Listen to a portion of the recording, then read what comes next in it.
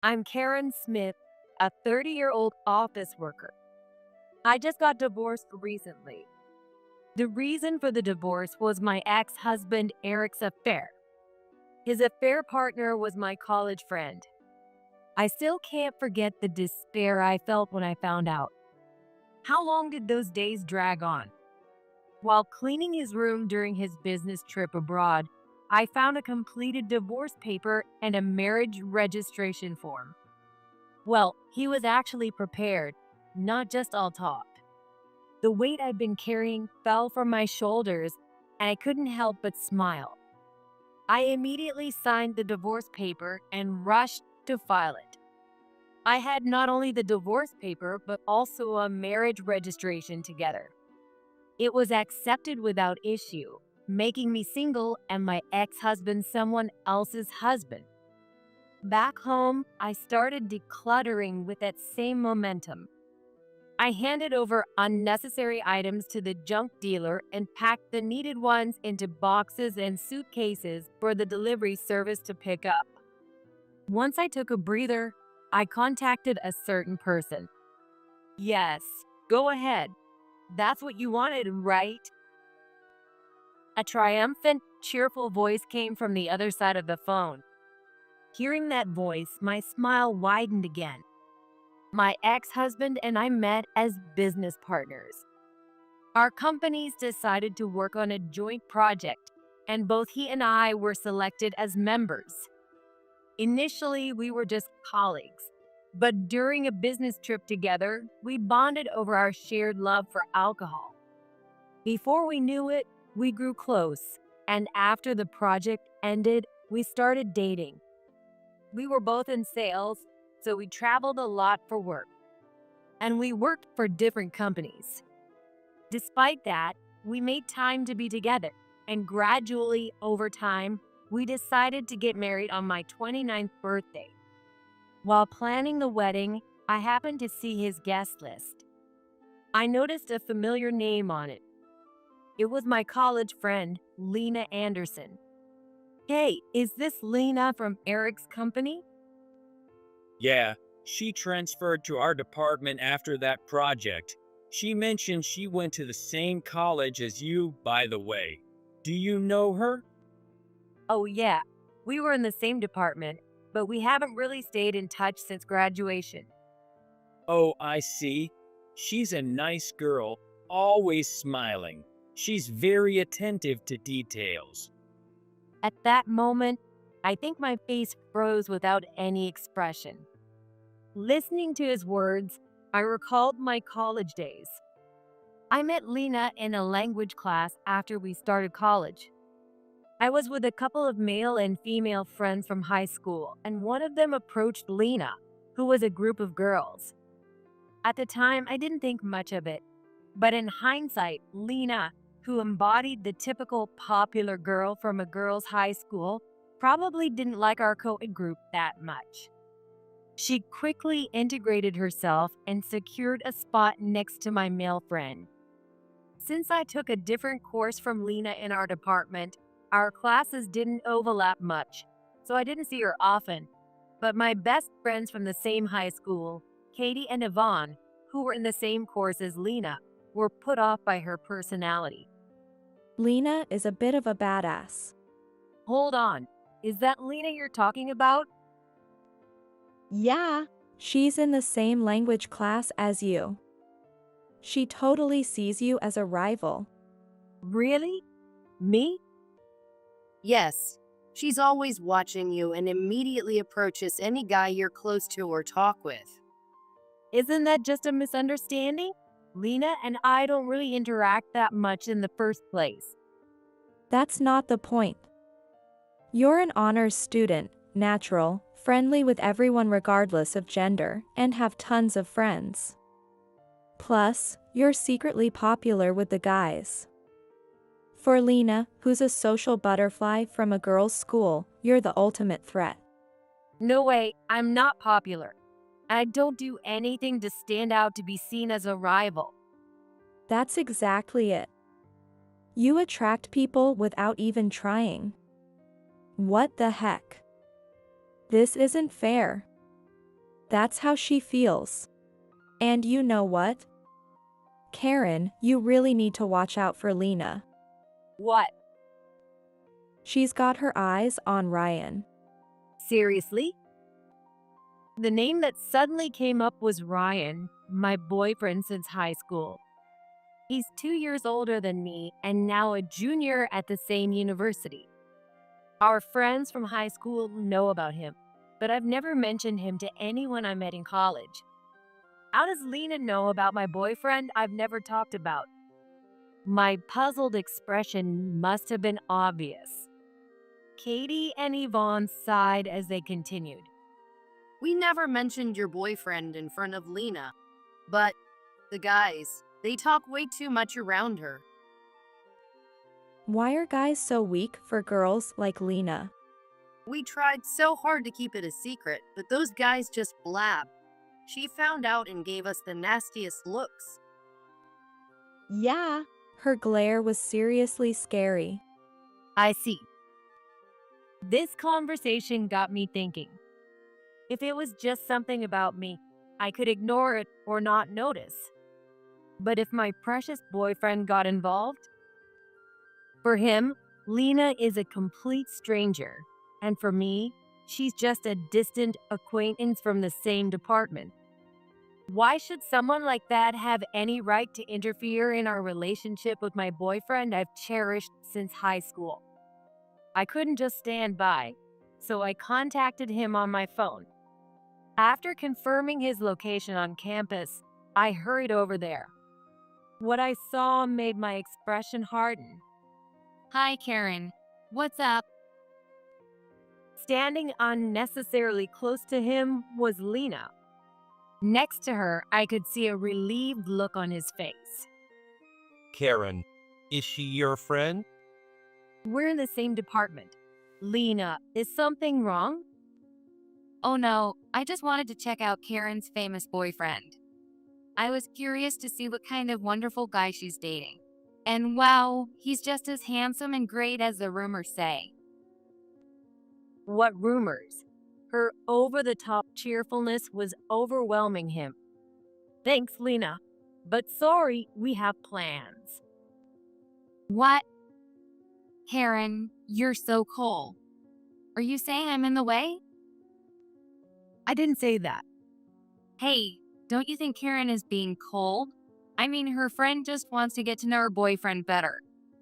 No one asked her, and it's Lena's own desire to get close.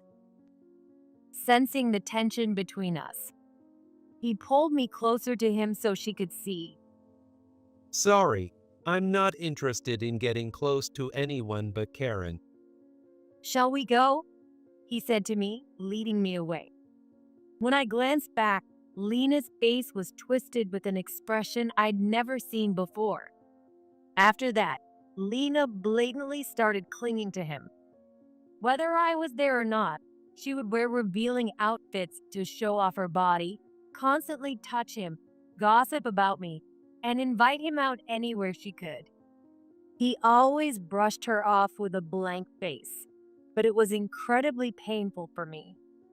I love him and want to be by his side. But because he's with me, he's under a lot of stress. Karen, don't worry about it. Yeah, thanks. But are you okay? You have job hunting, and your thesis is coming up soon. Just ignore her. By senior year, she won't be coming to campus much, and you won't run into her. What bothers me more is not being able to be with you because of her. Saying this, he stood by my side. In reality, from the time our junior year finals ended, he hardly came to campus. As long as he didn't come to campus, Lena wouldn't see him. We thought we had finally regained our peace. But that didn't last long. Somehow, Lena found out where he worked and joined his workplace as a new hire. When he told me about it, it felt like cold water was poured over my head. I'm really sorry. I'm causing you so much trouble. Being with me was now affecting his life. I couldn't stop crying over this fact. Even so, he hugged me tightly and said, It's not trouble at all. I chose to be with you. It's crazy to let someone else come between us when we feel the same way. Don't worry. I've clearly rejected her, and I'm quitting the job. What? I'll find another job. I've already started looking for one. I won't tell anyone and just switch. His hands gently stroked my back. Moved by his kindness, I sobbed into his chest for a while. In the end, Lena stopped following him after he changed jobs. It wasn't just the job change, he had apparently given her a stern warning. She was complaining about how Ryan threatened to sue her for stalking. Of course. He'd been putting up with it for so long, but it was long overdue. Personally, I didn't have any classes with Lena after our junior year since we were in different tracks, so we rarely saw each other on campus. However, after he graduated and got a job, his sudden transfer and busy schedule made him lose confidence, and our 6.5-year relationship ended the year I started working. Knowing that Lena was now close to Eric, I must have shown a clear lack of emotion. Eric asked me why, and I briefly recounted what I had just remembered. Is that really true, Lena? Yeah, all our friends know about it. I'm sorry. I know she's your junior colleague, but I'd really rather not see her. Oh, I get it. Don't worry, Lena and I aren't particularly close. I'll only invite my boss and colleagues I'm close with. Eric accepted my feelings. Even so, Lena's name was clearly on the final seating chart. When I asked him, he said that since he was inviting the close members of his department, he couldn't exclude just her. That unwavering stance meant that at my once-in-a-lifetime wedding, I had to reunite with someone I never wanted to see again. Her unexpected presence made my friends from school freeze, especially Katie, who was Eric's colleague, and she was fuming at his insensitivity the entire time. At the church, the reception, and even the greetings, Lena threw nothing but ominous looks at me instead of words. And she gave equally meaningful looks to Eric beside me. Oh, here we go again. The moment I realized that, my dark marriage life began. Both Eric and I continued in our sales jobs, and marriage didn't change our daily lives. Visits, meetings, entertaining clients, business trips. We had to make an effort to find any time together, or we'd just pass each other by. Still, my colleagues and department mates were considerate, helping me with work during free time and scheduling outside jobs earlier to help the newlywed me. However, despite my efforts, Eric's time at home kept decreasing, with business trips and client meetings often falling on weekends. I have a business trip this weekend. What, again? I can't help it. It's that kind of period for my position. Yeah, I get that, but... By the way, Lena was asking if you were doing okay. What? Did Lena ask about it? You said all that, but she's a good person. Did those things you mentioned really happen? Unlike back then, Eric was falling deeper into Lena's trap. They were often assigned to the same projects and went on business trips together frequently. Colleagues at Eric's company even asked me, "Are you okay with your husband always being with Lena?" Eventually, while I was on business trips, Eric started bringing Lena to our home. Eric probably thought I didn't find out, but Lena was a woman who liked to assert herself. She left evidence of her presence in our house every time, taunting me. A year into our marriage, I had reached my limit. It was time for me to fight back. I decided to set up for our separation. 1 week after our divorce, my life was going smoothly. The new apartment I rented was just a 15-minute car ride to work, and without Eric's clutter, It was a simple and pleasant space. More importantly, without the burden, I slept well and woke up refreshed. I realized just how much stress I had been under. But today, I had to see Eric to return something he had forgotten. I heard he'd be back from his business trip this afternoon, so he should be home by now. As I thought about this, my phone on the table buzzed, showing Eric's name on the screen. I ignored it and headed to our old home to fulfill my purpose. What's going on? Eric yelled as soon as I walked into the living room using my old key. His suitcase and bags of souvenirs were thrown about. From the repeated buzzing on my phone, it was clear he had been trying to reach me. Why are you yelling? I'm not here to talk. I just came to return the spare key. Why are you returning it? Because this isn't my home anymore. Why? Here's the key. What's your problem? Why is Lena in our apartment? Because she's your wife now. How can you say something so crazy? It's not crazy at all. You divorced me and married her. So I moved out and she's living there now. Isn't that what you wanted? You kept saying you wanted to divorce me and marry her. When did I ever say that? You said it many times. In this house, in this living room, in your room. Eric looked confused, and Lena argued, "You did say that." Not wanting to talk to Lena, I took out the voice recorder I had brought and pressed play. Hey, when are you going to break up with Karen? Well, she's so persistent, saying she doesn't want to break up and begging me not to leave her. It's so annoying. That's so annoying. If I could marry you, I'd file for divorce right now and register our marriage immediately. Really? Sure, you're my destiny, Lena. Eric, do you really feel that way? Look, see? Is this a divorce paper and a marriage registration? Yeah, I've already signed them. The witness section is filled out too. Wow, this makes me so happy. Can I really submit these? If Karen agrees, can I? Of course, I'd love to submit them right now and kick her out of here. Hearing this conversation, Eric turned pale and clammed up. With this, there was no need for further explanation. See, you clearly said it.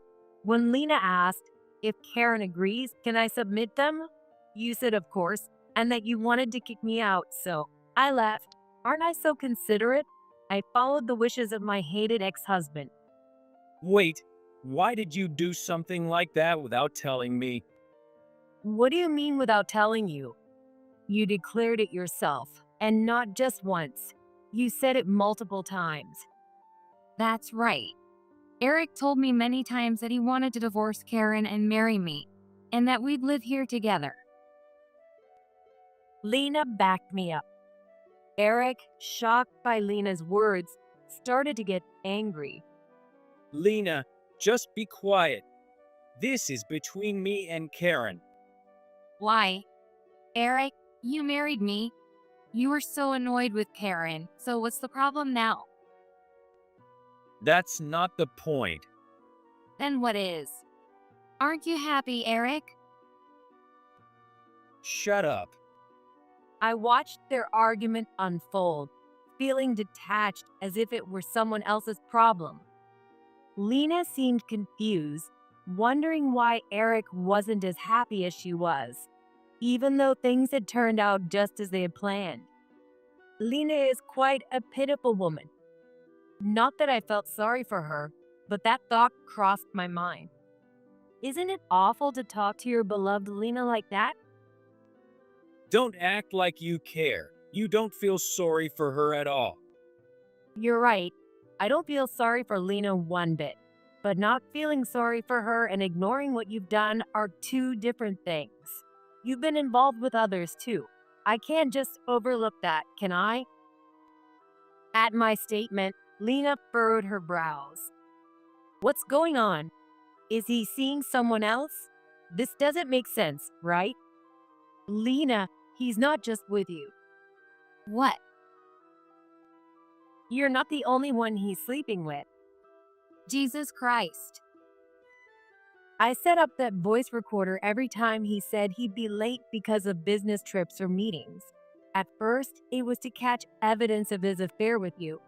That was easy and done early on. But after checking the recorder each time, I realized something.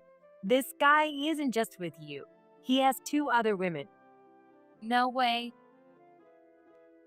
Lena was clearly shocked, gasping and looking flustered. Serves you right. That was my honest feeling. Lena, who stole Eric from me and took the position of the rightful wife, should be at the peak of happiness now. That's fine by me.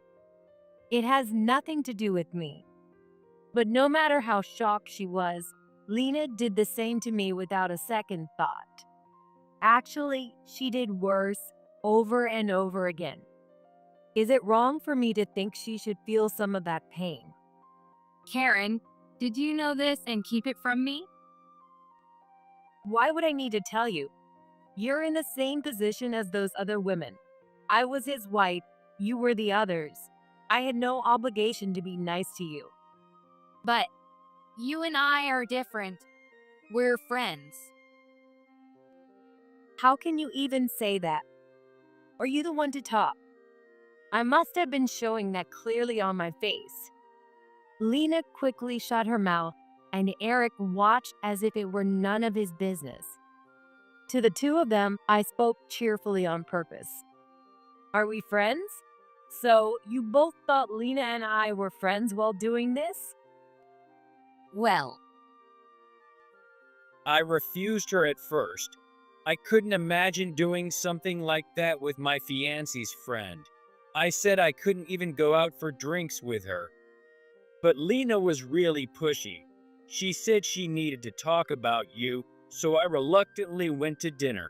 She tricked me into drinking strong alcohol, saying it was a soft drink, and I got really drunk. I was threatened by Lena, who forced me to make the fact that I cheated. What? why are you saying that? Eric, you knew exactly what you were doing when you drank. You pretended to be taken advantage of, but you were fully conscious. Saying you were drunk is a lie. You remembered everything. That's because you recorded everything and kept showing it to me. You did all of this. That's horrible. I thought we finally became a family. I was so happy to tell this baby we had a father. The foolish argument between the 2 took a turn with Lena's last statement. Eric seemed shocked, cautiously asking Lena, Did you say you're pregnant? I did. Does that mean you're expecting? What else would it mean? Who's the baby's father? What? Who else would it be? Are you accusing me of cheating with someone else? Lena, with tears welling up in her eyes, screamed in fear and frustration. As she bit her lip, I decided to help her out in an unexpected way. For the record, Lena isn't cheating. What? Sure, what Lena did to me was terrible, and I'll never forgive her for this or anything in the past. But I know she's devoted. Maybe it started out of rivalry with me. It's true Lena fell for the guy I chose and really loved him. That's why she was genuinely happy to become your wife. Lena, when I called you that day, you were happy to be with Eric, right? It wasn't just about winning against me. You were overjoyed to be with him. Is that so bad? I liked Eric even before I knew he was your boyfriend. Even with a girlfriend working together every day, I thought maybe one day I'd have a chance. That's how I felt. But when Eric said he was getting married and I realized it was to you, all my feelings from college came back. I envied your calm presence and natural ability to attract people. I wondered why my efforts didn't pay off. Even back then, I admired you as a person. I realized I couldn't compete with you. Now, I finally met someone I could truly love. But once again, it's you. When I found out you were his fiancé, I thought, not again. But this time, I couldn't give up. I wanted him no matter the risk. I decided to go all in. And now you're pregnant. I was happy. You couldn't do it, but I could. That alone made me happy. Eric said he wanted to divorce you and be with me, and he even prepared the papers. So when you called that day, I was genuinely thrilled. But now I find out there are others too. Lena teared up as she put her hand on her stomach. She looked genuinely afraid. But there was nothing I could do for her. Eric, What? take responsibility. Her baby is yours, and you have a duty as a father. I can't keep up with such a sudden thing. She is just as shocked. Don't be so naive. Being pregnant means she's not alone.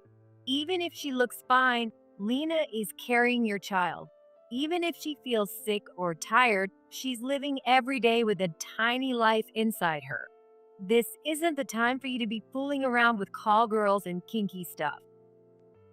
Gosh. Oh my god, call girls?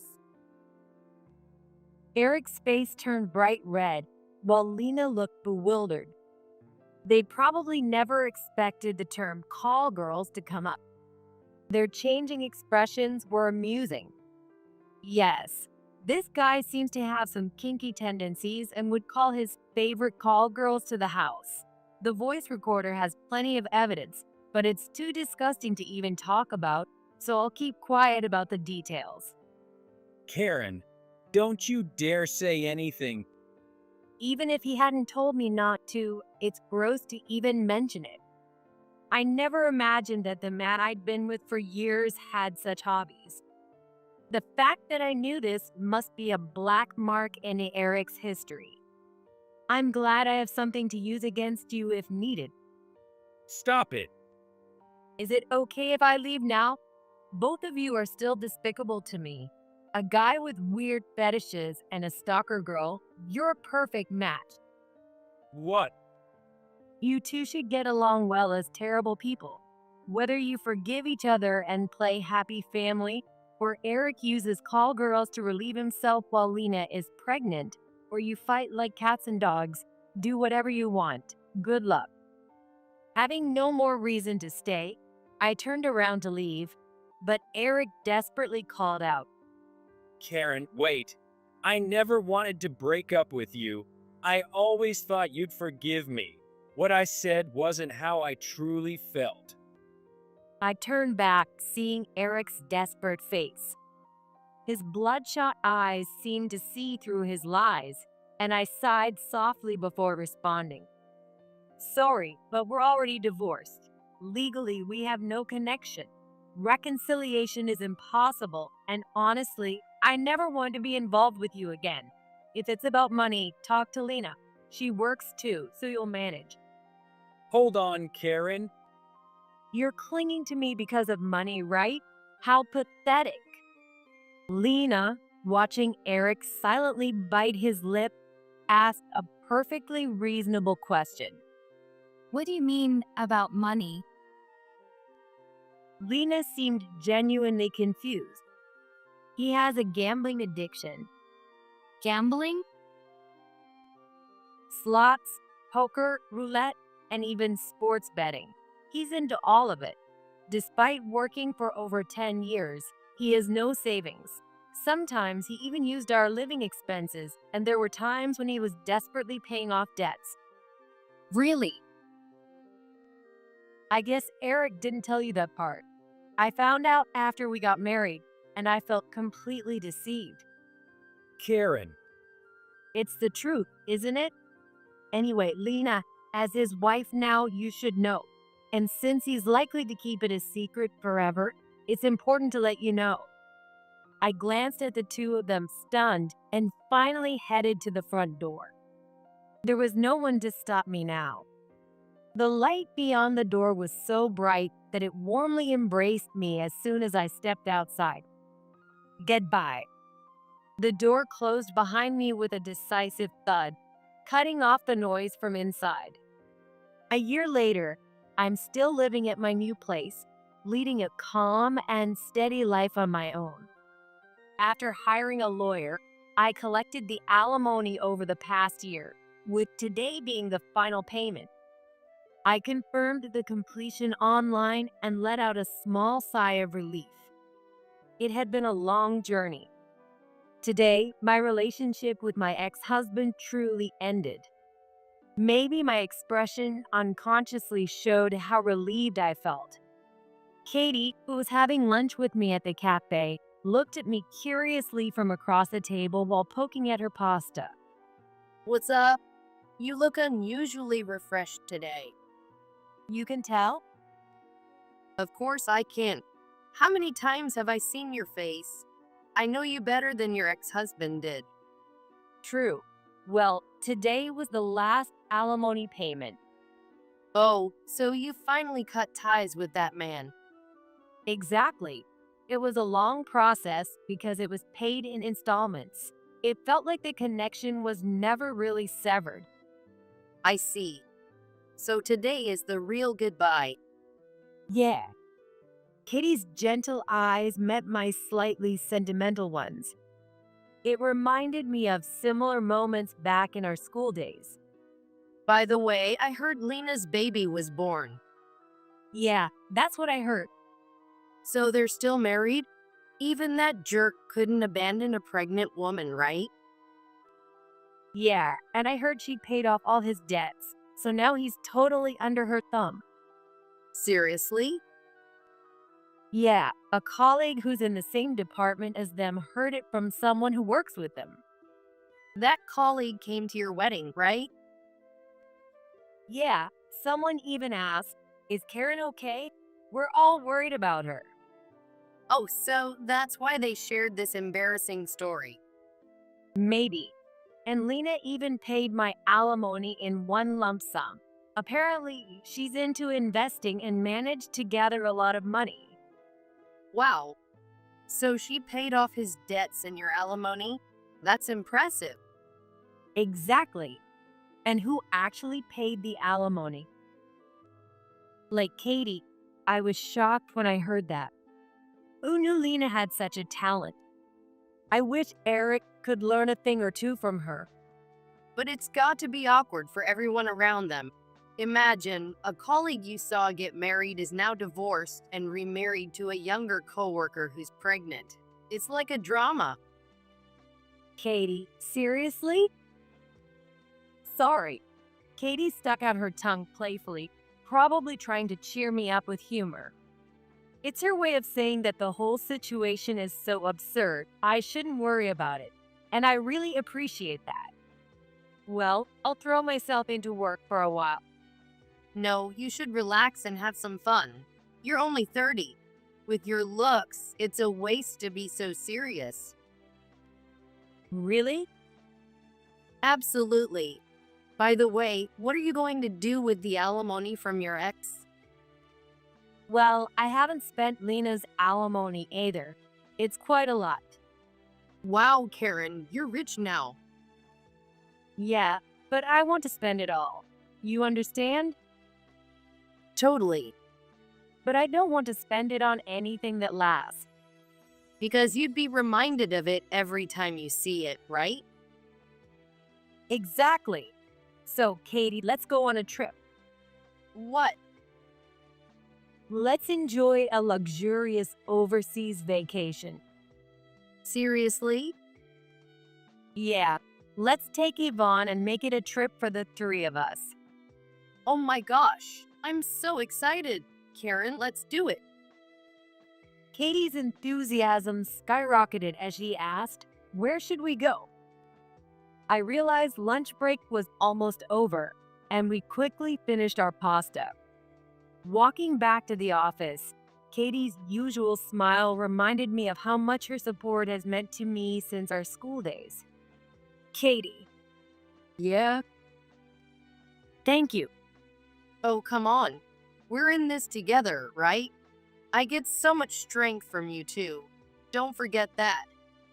At 30, I may have lost my partner, but my lifelong friend is still by my side.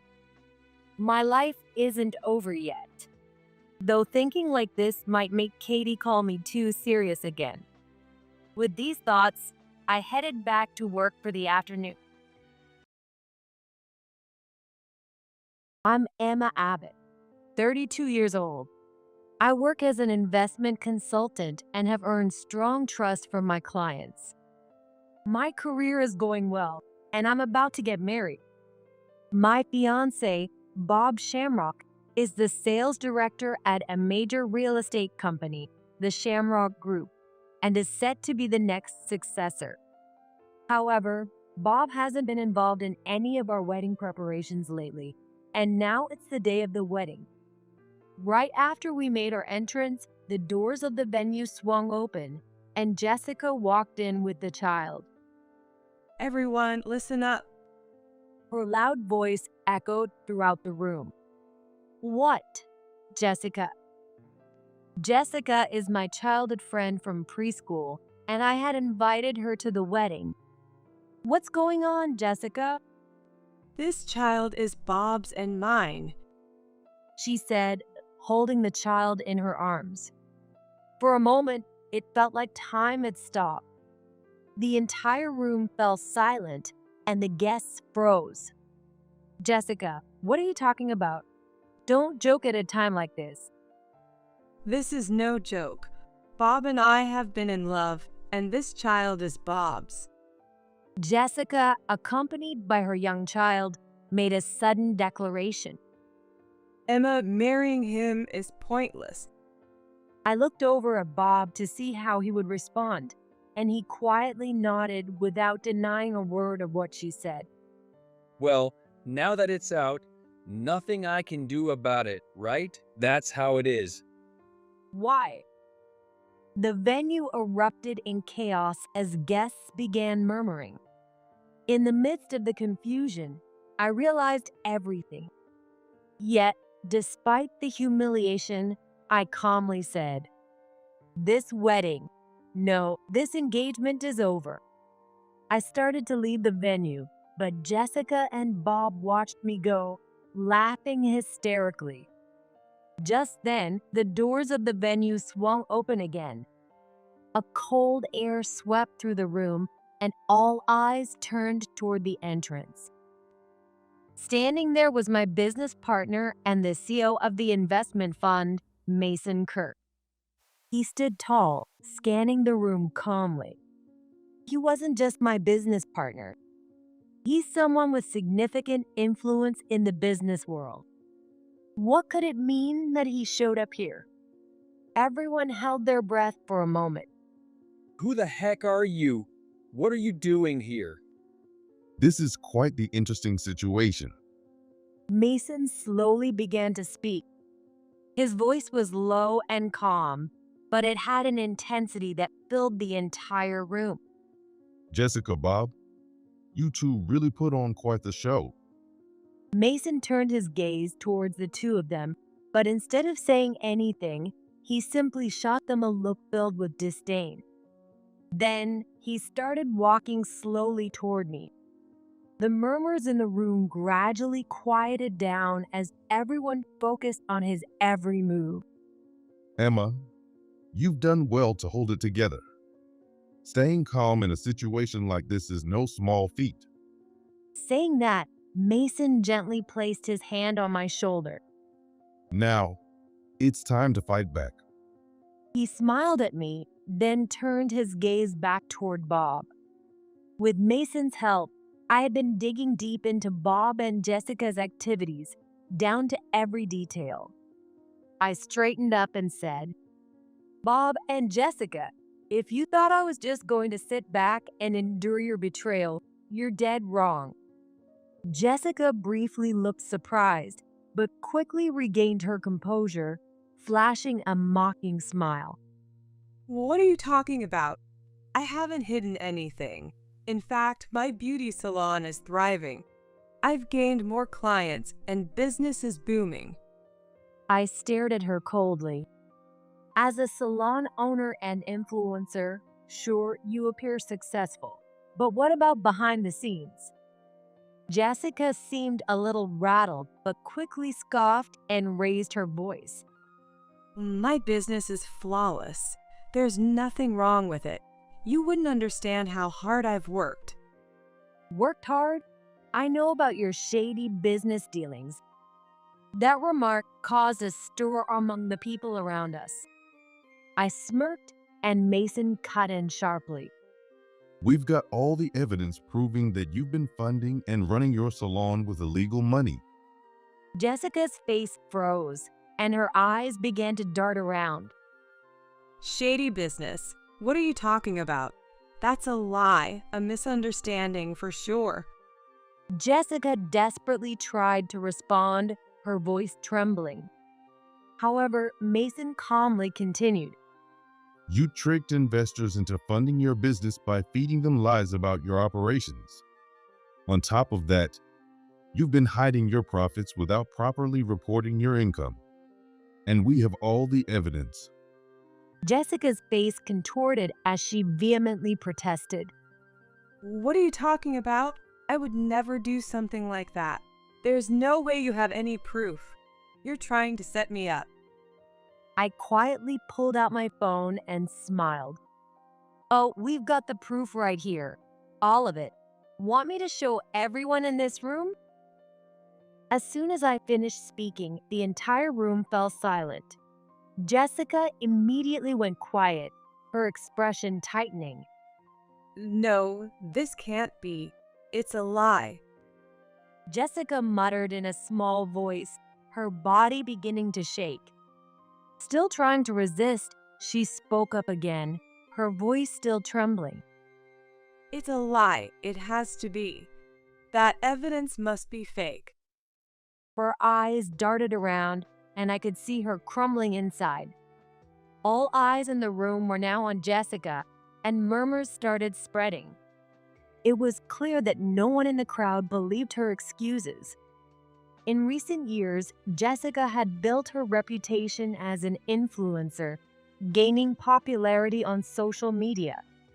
Her beauty salon success had largely been fueled by the power of her followers.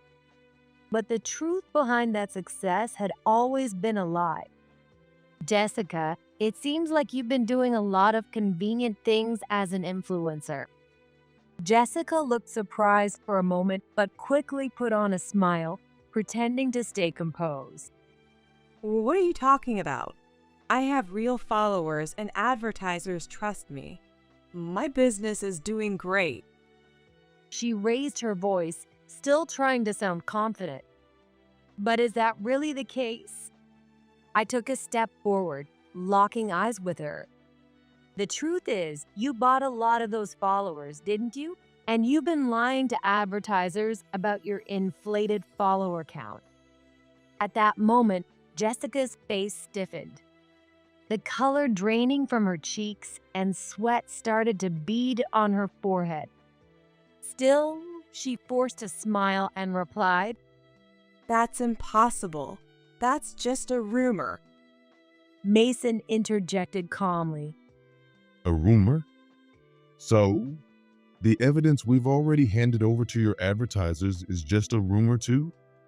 The moment those words left Mason's mouth, Jessica's face turned pale and her body trembled slightly.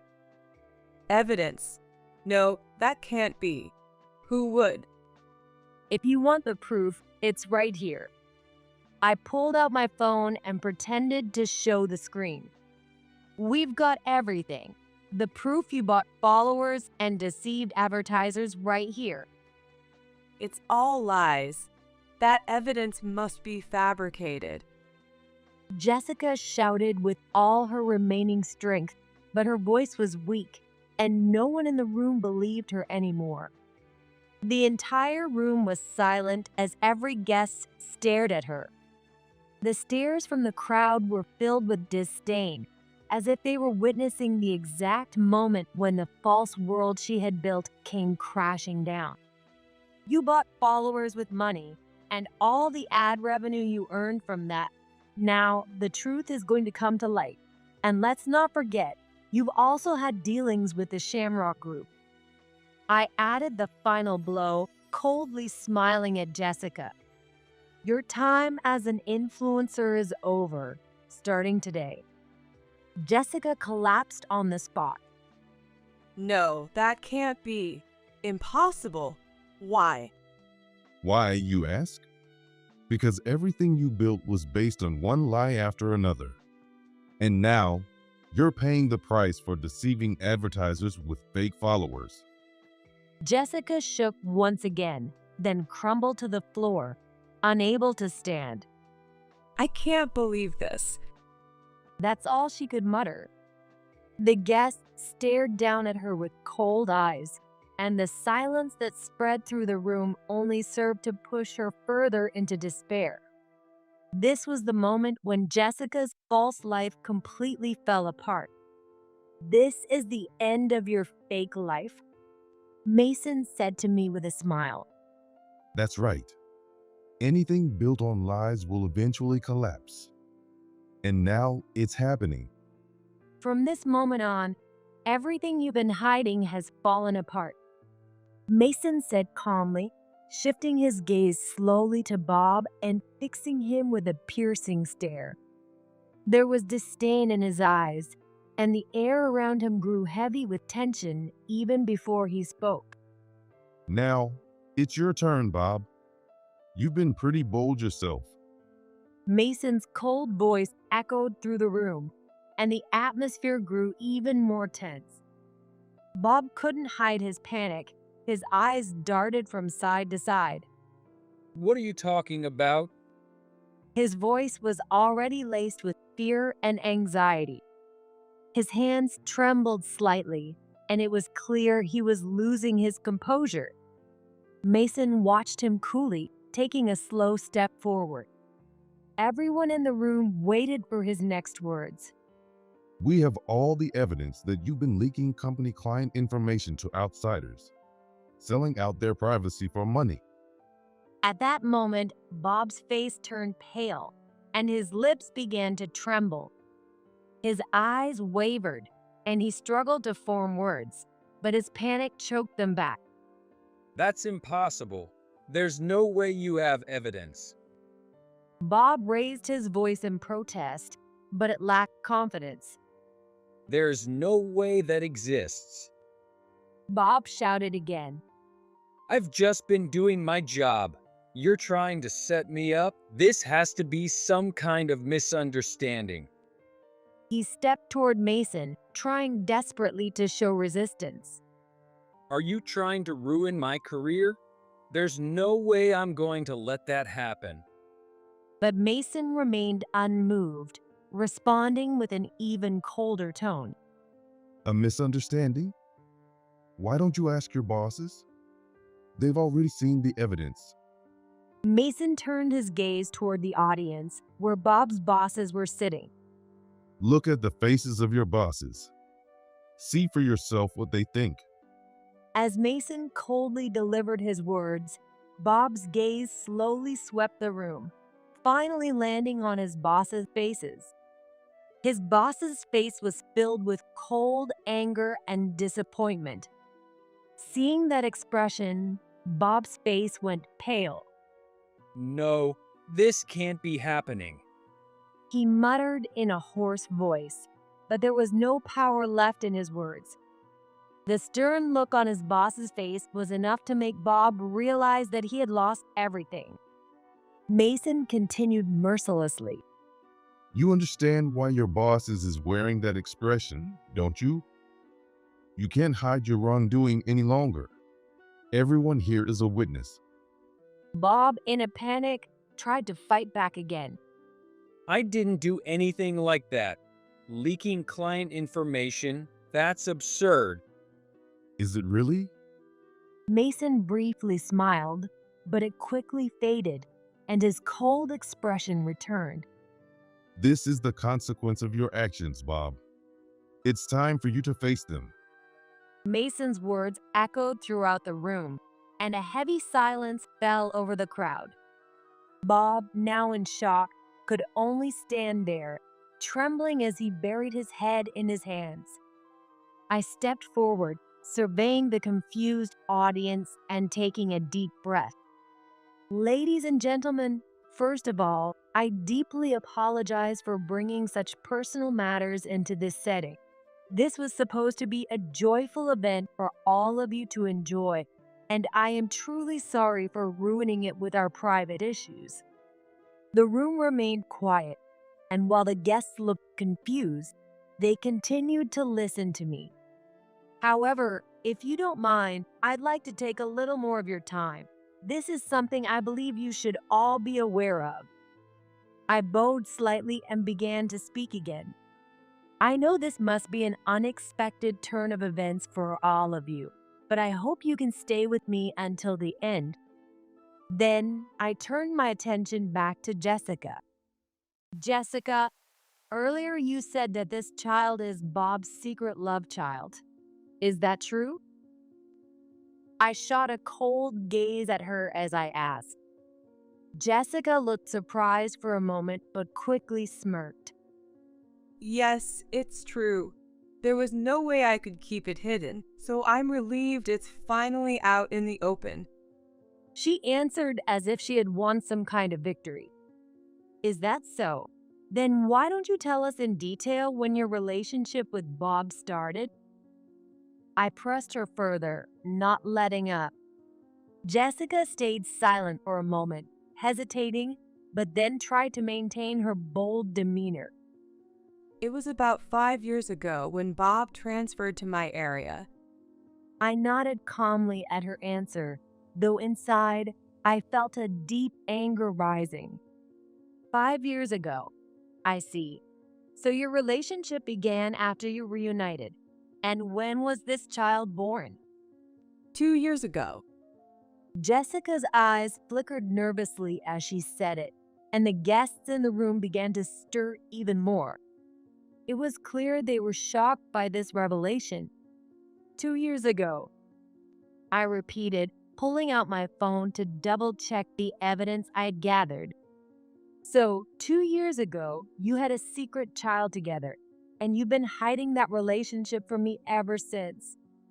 Bob, sensing the rising tension, raised his voice in protest. It's all nonsense. The child. We had no choice. When Jessica got pregnant, there was nothing we could do. You had no choice? Don't even try to use that as an excuse. You had a child with Jessica, kept it hidden, and then proposed to me, promising marriage. Did you ever stop to think how much that would hurt me? Mason calmly interjected at this point. Now that the secret child has been made public, there's no running from it. We have all the evidence of your relationship. The lies are over. Bob was at a loss for words. His shoulders slumped. A secret child. Everyone makes mistakes. I'm sure there are people who would understand. Everyone makes mistakes. You're really going to try and justify this? What you two did wasn't just a mistake. You intentionally deceived me and continued to lie. If you think brushing this off as something that couldn't be helped makes it okay, then your sense of morality is beyond warped. The room fell silent again, and it was clear to everyone that Jessica's attempts at evasion wouldn't be tolerated. While you were keeping the existence of your secret child hidden from me, I was preparing for our wedding, completely unaware. How miserable were you planning to make me feel? I won't let you or Jessica toy with me any longer. I turned to Mason, and after he gave a quiet nod, I faced Bob once again. Bob, I am officially breaking off our engagement. I will also be filing a lawsuit and seeking damages for your betrayal. The tension in the room spiked as my words landed. You will both pay the price for this betrayal. Your relationship, built on lies and a secret child, ends here, and I intend to take every legal action necessary. These traitors would pay dearly for their actions. Mason, still calm but with a sharp gaze, slowly addressed Bob. Bob, as the son of the Shamrock Group, you are highly expected to live up to that name. You used that title to do whatever you wanted, didn't you? But those days are over. Bob's face turned pale as he stared back at Mason. What are you talking about? You're aware that my investment fund has been providing significant capital to the Shamrock Group, right? Mason stepped closer, his piercing gaze fixed on Bob. Bob's eyes widened in realization. You don't mean. That's right, Bob. After learning of your misconduct, I've decided you're no longer worth investing in. I'm pulling all of my investments from the Shamrock Group. As Mason said this, the guests around us gasped in shock, and the room buzzed with murmurs. Everyone knew Mason's investments were a major pillar of support for the Shamrock Group. Bob's knees almost gave out from shock, and his lips trembled. No, I'm the heir to the Shamrock Group. I'm responsible for the company's future. If you pull your investments, what will happen to our company? It doesn't matter if you're the heir. If someone like you ends up at the top, I won't invest. That's business, Bob. Mason's cold words chilled the air in the room even further. Bob's face grew even paler with panic. But it wasn't just the exposure of his wrongdoing that was causing it. I had also invested in the Shamrock Group. Bob knew this and had likely seen our marriage as a business advantage. Emma, you've invested in the Shamrock Group too, right? That's why, if we married, we would have made the perfect team. It was clear now that Bob had never loved me. He only wanted my investment. This marriage had been nothing more than a calculated move for his own profit. In that moment, a cold anger welled up inside me. Bob, you were just using me as a business pawn. But unfortunately for you, I've decided to pull all of my investments too. I no longer see any value in you. My life. Everything is over. That's right, Bob. This is the result of the path you chose. Secrets, betrayal, and dishonesty. That's what destroyed your future. Jessica collapsed on the spot, reaching out to Bob in desperation. Bob, do something. What are we supposed to do now? But Bob was in no state to respond. At that moment, both his life and the future of the Shamrock Group began to crumble. Unable to stay silent, someone raised their voice. Steve Shamrock stood up and stepped to the front of the room. He is Bob's father. His face was filled with anger, and his sharp gaze was fixed on his son.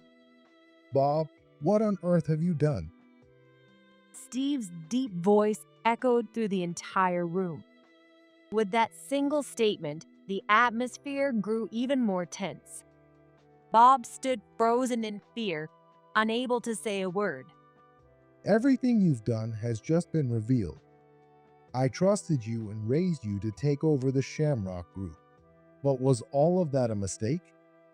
Dad, Bob's voice trembled as he tried to speak, but Shigeyoshi cut him off. I don't want to hear your excuses. I know all about your corruption, selling client information for money, and now this affair with Jessica. How much more shame do you intend to bring to our family? Bob bit his lip hard and looked down, unable to meet anyone's eyes. The stares of everyone in the room were on him, and there was no escape. Steve continued. I've worked tirelessly to build the Shamrock Group's reputation, but you betrayed that trust and dragged our family's name through the mud. And now, even to Emma. Steve briefly glanced at me and bowed his head deeply. Emma, I deeply apologize for the betrayal my son has caused. I cannot and will not overlook this situation. Steve. Steve turned back to Bob, his words now cold and unforgiving. You no longer have the right to call yourself the heir to the Shamrock Group. As of today, you're dismissed. You are no longer allowed to appear before me again. Dad, please. Anything but that. Bob desperately tried to plead with his father, but his words were met with a harsh dismissal. I have no interest in hearing your excuses. And Jessica, you as well. I am already investigating the illegal activities within your business. Be prepared to face legal consequences. Jessica was left speechless, crushed by despair. Mason calmly spoke up. They need time to face the consequences of their actions. He turned to Bob and Jessica. You two must now confront what you've done and pay the price. With that, Mason turned his back and slowly began to leave the room. Bob and Jessica, left behind, could only stand in silence, staring at the ruin they had created. Bob, you've lost all your social standing. You're no longer the heir to the Shamrock Group. From now on, no one in the company or the industry will trust you with any work. I've lost everything. My family, my company. I have nothing left. That's right. You have nothing now. And from this point forward, you'll have to live with that fact, facing the consequences of everything you've done. You will experience just how lonely and powerless you become in society. The guests in the room watched in silence as Bob collapsed, having lost everything. However, not a single person supported Bob. This is the end for you, Bob. Mason said coldly, turning his back slowly. Please, give me one more chance. But Mason didn't look back, and without stopping, he said in a cold tone, There are no second chances for someone who's lost trust. That's how the business world works, Bob. With those words, Bob collapsed to the floor as if he had given up on everything. Silence spread throughout the room, and the guests, without a word, could only watch. I stepped forward, looking down at Bob, who had fallen, and said quietly, "This is the end of the path you chose. I won't look back anymore, and I won't shed a tear for you." With those final words, I left the room with Mason. The sound of Bob's lamenting voice behind me no longer reached my ears. And as the weeks passed, Jessica and Bob's lives began to unravel rapidly. Jessica's influencer career was the first to fall apart. When the truth spread that her follower count was fake, her social media accounts quickly lost followers. Having lost her credibility, her contracts with advertisers were terminated one after another, cutting off her income. Her social media accounts were shut down, revealing that her glamorous life as an influencer had been a complete lie. As her illegal financial dealings to fund her beauty salon came to light, she found herself entangled in legal investigations. Investors who had backed her business filed lawsuits, and Jessica received a court order to have her assets seized. Her home and salon were soon taken from her, and her life was turned upside down. Former clients and associates looked at her with disdain, and those who had invested in her beauty salon denounced her in court. In the end, the judge ruled for the forfeiture of all her assets and imposed long-term payment obligations. I've lost everything. Jessica murmured as she collapsed, consumed by a sense of powerlessness. She had no choice but to admit that her former success had been built on lies. Meanwhile, Bob faced his own downfall as his misconduct led to his expulsion from the company. All expectations for him as the heir to the Shamrock Group were shattered, and his name became infamous both inside and outside the company. The revelation of his role in leaking customer information caused a major loss of trust in the company. The Shamrock Group plunged into a financial crisis after Mason and I withdrew our investments, and the Shamrock family was left to suffer the consequences. Bob's father completely cut ties with him and was forced to focus on rebuilding the company. Bob, abandoned by his family, was left wandering aimlessly. What am I supposed to do now? Bob realized that his life had crumbled and fell to his knees in the street, sobbing. He ended up living alone in a dingy apartment. The glory he once had was gone without a trace, and he was completely isolated from friends, family, and society. No matter how hard he tried to find work, his past misconduct followed him, and no one would hire him. This wasn't supposed to happen. I was supposed to be the heir to the Shamrock Group. He whispered to himself in the dimly lit room, tormented by memories of his past mistakes. Jessica, too, had lost everything. All her former friends and followers had abandoned her, and it became widely known that her success on social media had been nothing more than a facade. She was expelled from the beauty industry, with nowhere left to go. Chased by legal debts, Jessica had no choice but to seek low-paying jobs, and the lavish lifestyle she once enjoyed was completely gone. She now lived in a rundown apartment. How did it come to this? Jessica lamented her lost past, thinking of the beautiful life she used to have, knowing she could never return to it. As I watched the fate of those two unfold, I felt a deep sense of relief. This is the end of the path you both chose. The path of lies and betrayal they chose had finally come back to haunt them. While my engagement had ended in failure, for me, it was the beginning of something new. The pain caused by Bob and Jessica's betrayal was indeed deep. But overcoming that ordeal gave me a chance to reflect on myself and grow even stronger. As for my work as an investment consultant, it was going incredibly well. My clients trusted me more than ever, and I was handling even larger projects. I had begun focusing on international investment deals, and my presence in the global market had grown significantly. Now, my name was recognized in the industry, and companies and investors were constantly reaching out to me.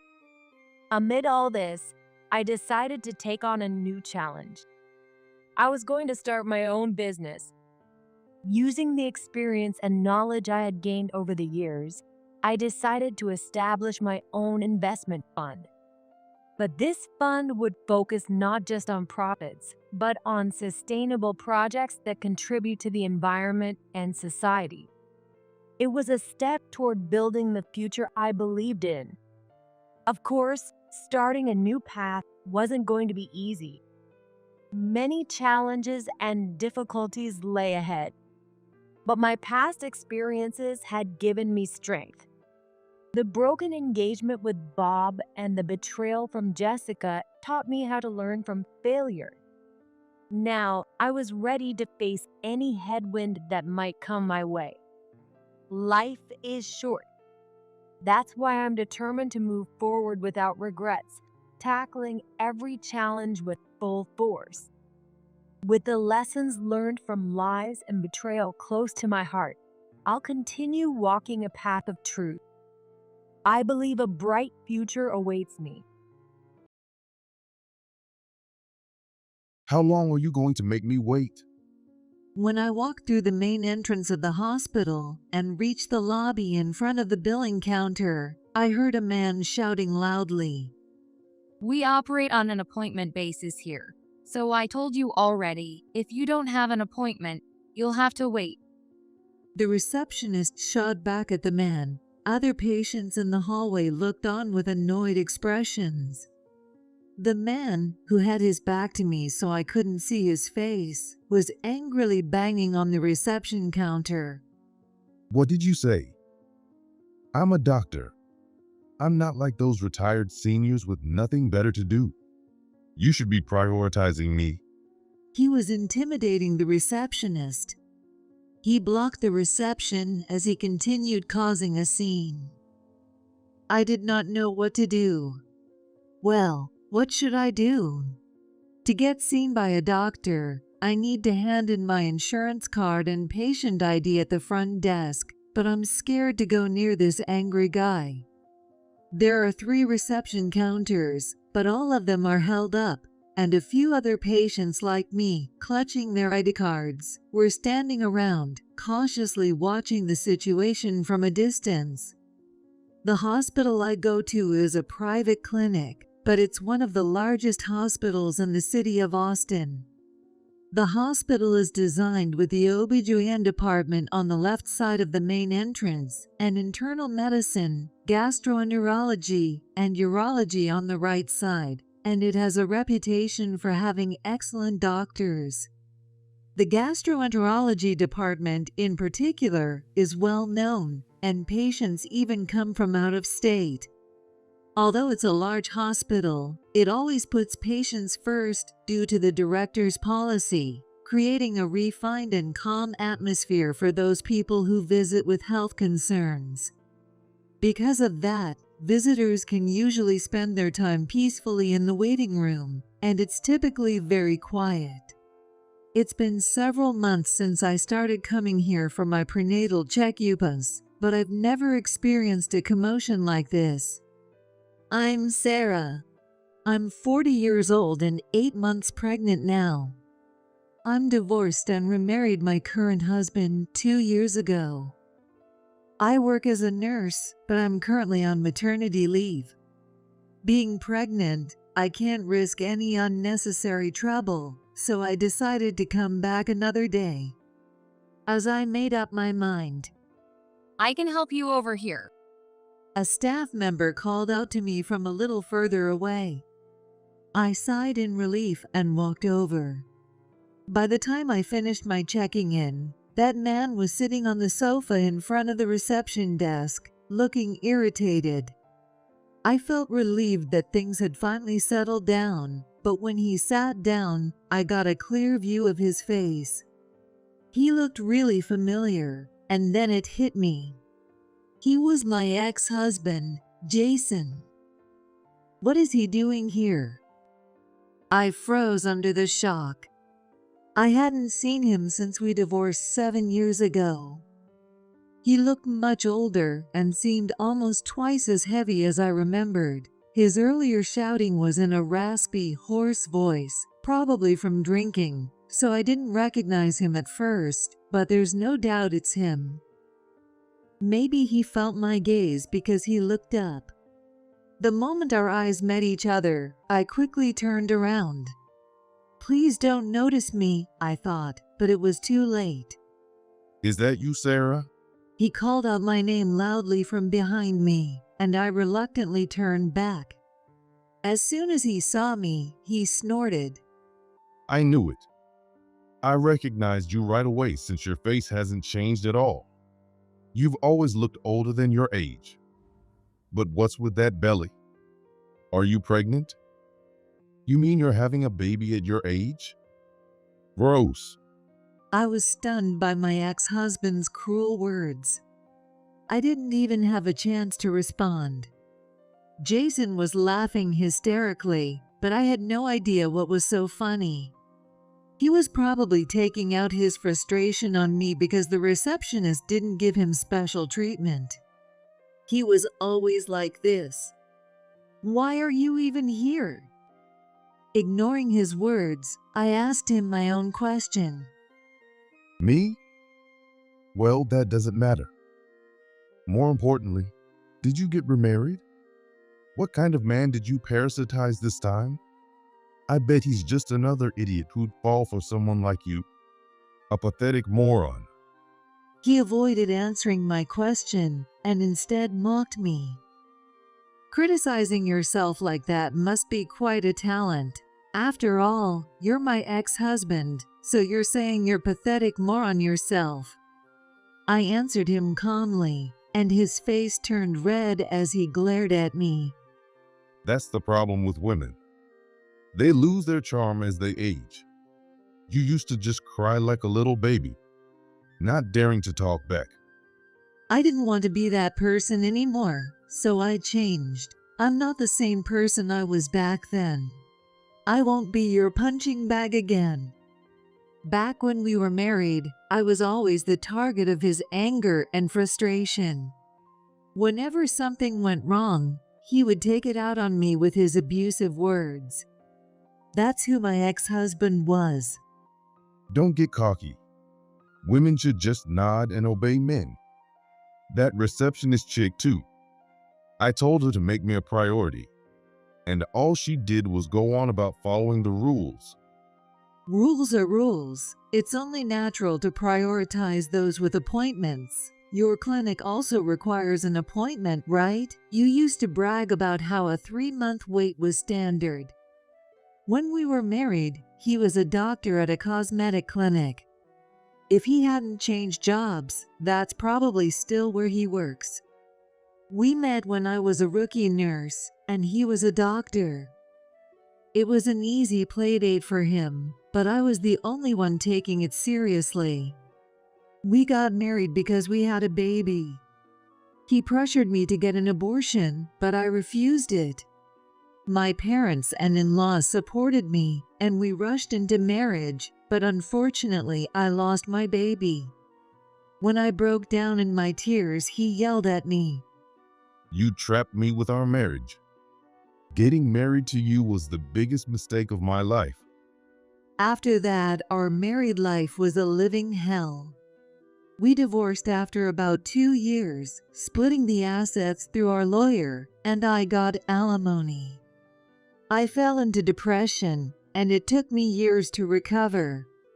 I met my current husband at my new job, and over time, we grew close, got married, and now I'm pregnant, so you never know where life will take you. His clinic also operated on a strict appointment only. I asked him with a hint of sarcasm. Those stupid women who get cosmetic surgery with the money of their husbands or affair partners, let them wait. They're more grateful that way. It's all part of the business strategy. Jason tapped his temple with his index finger as he spoke, grinning in that infuriating way of his. You're despicable. Some people genuinely worry about their appearance and pay with their own hard-earned money. I divorced you because I could not stand that about you. I couldn't see through it when we first got married because I was blinded by love, but I grew to hate his attitude of looking down on his patients and prioritizing money over compassion. I paid you a fair amount of hush money, right? Yeah, and I'm glad we're done for good. Hey, what's going on? Just then, several nurses, doctors, and a security guard arrived. Some doctors hadn't come out when it was just a scuffle at the reception, but I guess the argument had gone on too long, so they trickled out of the consultation rooms. Maybe one of the nurses ran to get them. I felt relieved that reinforcements had come. Seeing Jason again, having him throw insults at me, and the memories of that time flooding back made me anxious and uncomfortable.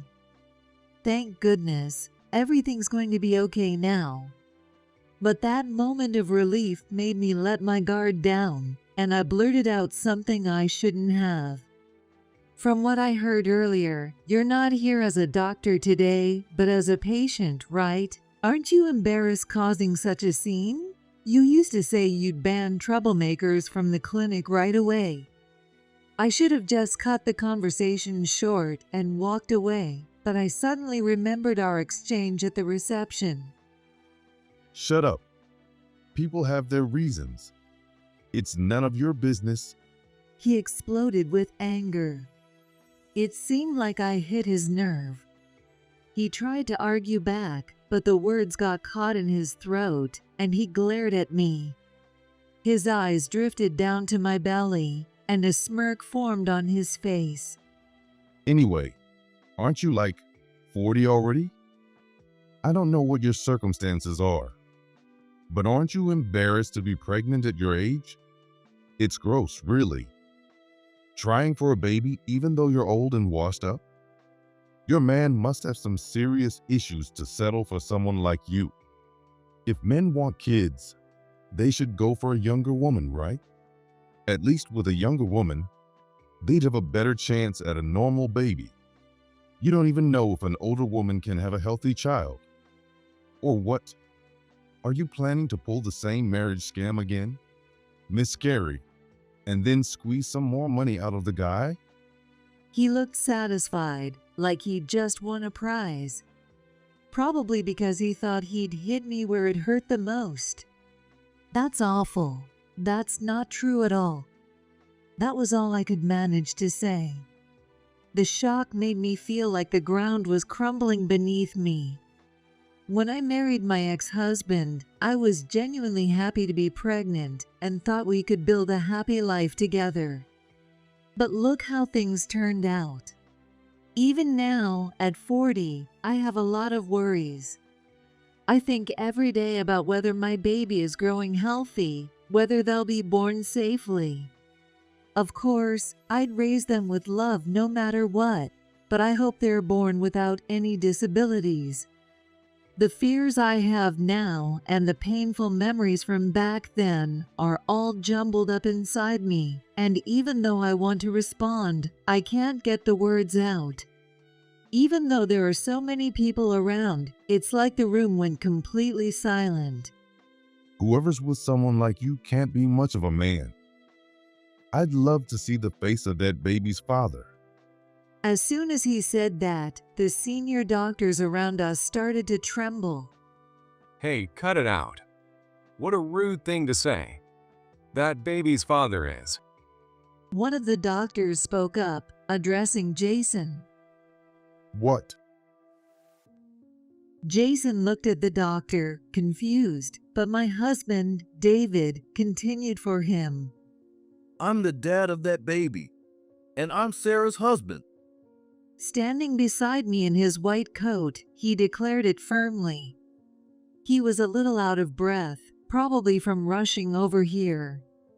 It's okay now. I heard everything you said. Don't worry.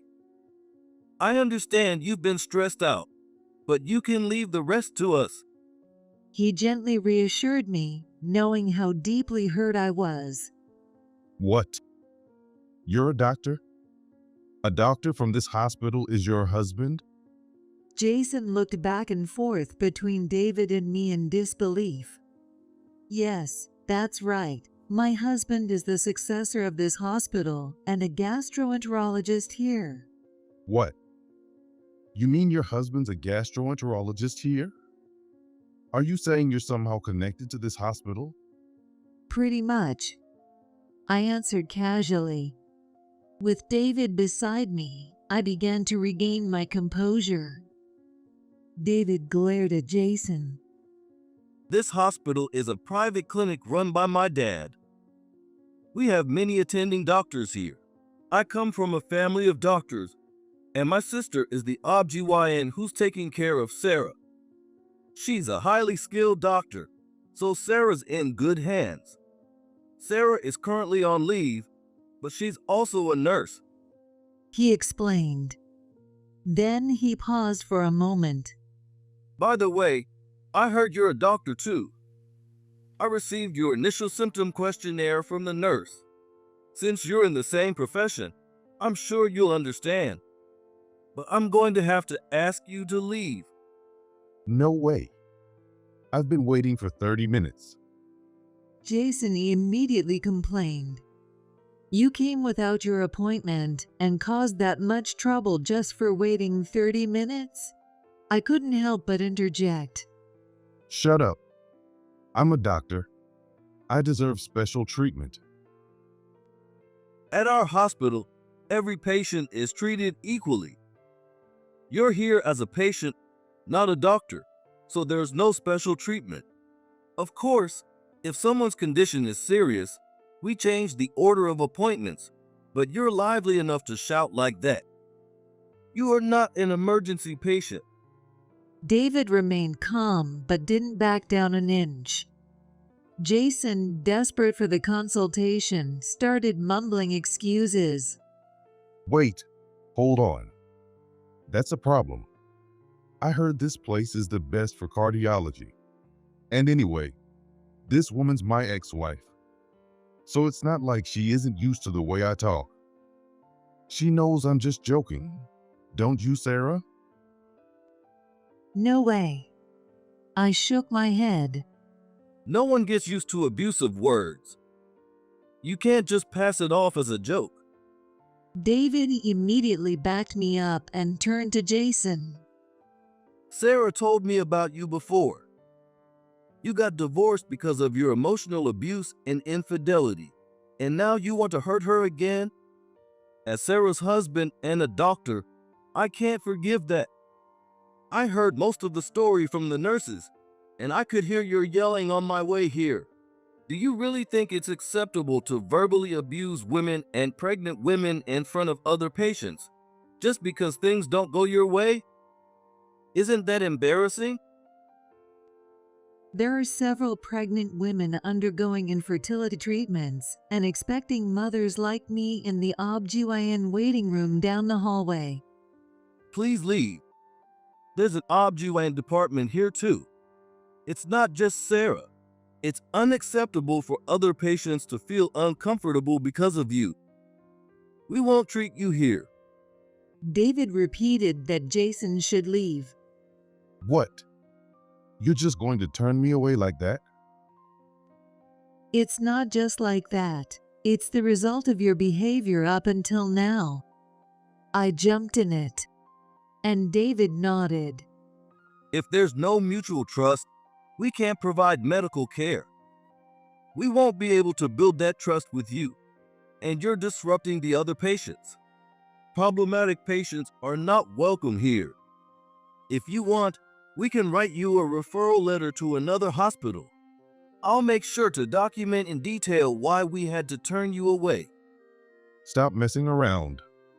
I'm serious. Now, please leave.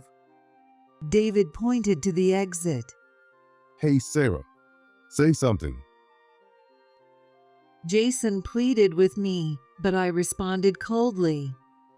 Just go, will you? Like I said before, you and I are done. After all the horrible things you just said, did you think I'd feel like doing you a favor? You can rant all you want here, but no one's going to listen to you. I felt something inside me finally start to heal. Looking at the pathetic sight of Jason, I thought I was truly glad to have cut ties with him. A husband who respects and protects me versus an ex who belittled me and made me suffer. I doubt I'll ever see him again, but even if I did, his words won't hurt me anymore. I feel like I've finally severed ties with the painful past that lingered like a wound inside me. Just then, I heard a small voice from a patient nearby. Go home. The voice grew louder until a chant of "Go home" echoed through the room. Jason looked around nervously for a while. Damn it. I'm never coming back to this hospital. I hope it goes under. He shouted as he slunk away. Not long after, his cosmetic clinic was on the news for a series of lawsuits over unethical treatments. He'd always been money-hungry, aggressively pushing expensive procedures over patient needs, which led to numerous complaints. He was named directly in the lawsuits and ended up in a dire situation. To make matters worse, I heard a rumor that he was now in hospice care. Despite being a doctor, he neglected his own health, avoided hospitals, skipped health checkups, and continued a lifestyle of excessive eating and drinking, self-medicating minor issues. It got to the point where he couldn't ignore it anymore, so he finally came to our hospital, only to make a scene and delay treatment. He ended up collapsing at work, and by the time he got a thorough exam, it was too late. It's the classic case of a doctor neglecting their own health. With a massive debt from the lawsuits, he's just waiting for his end. It's not my concern anymore, but I can't help thinking he lived a miserable life. As for me, I gave birth to a healthy baby girl.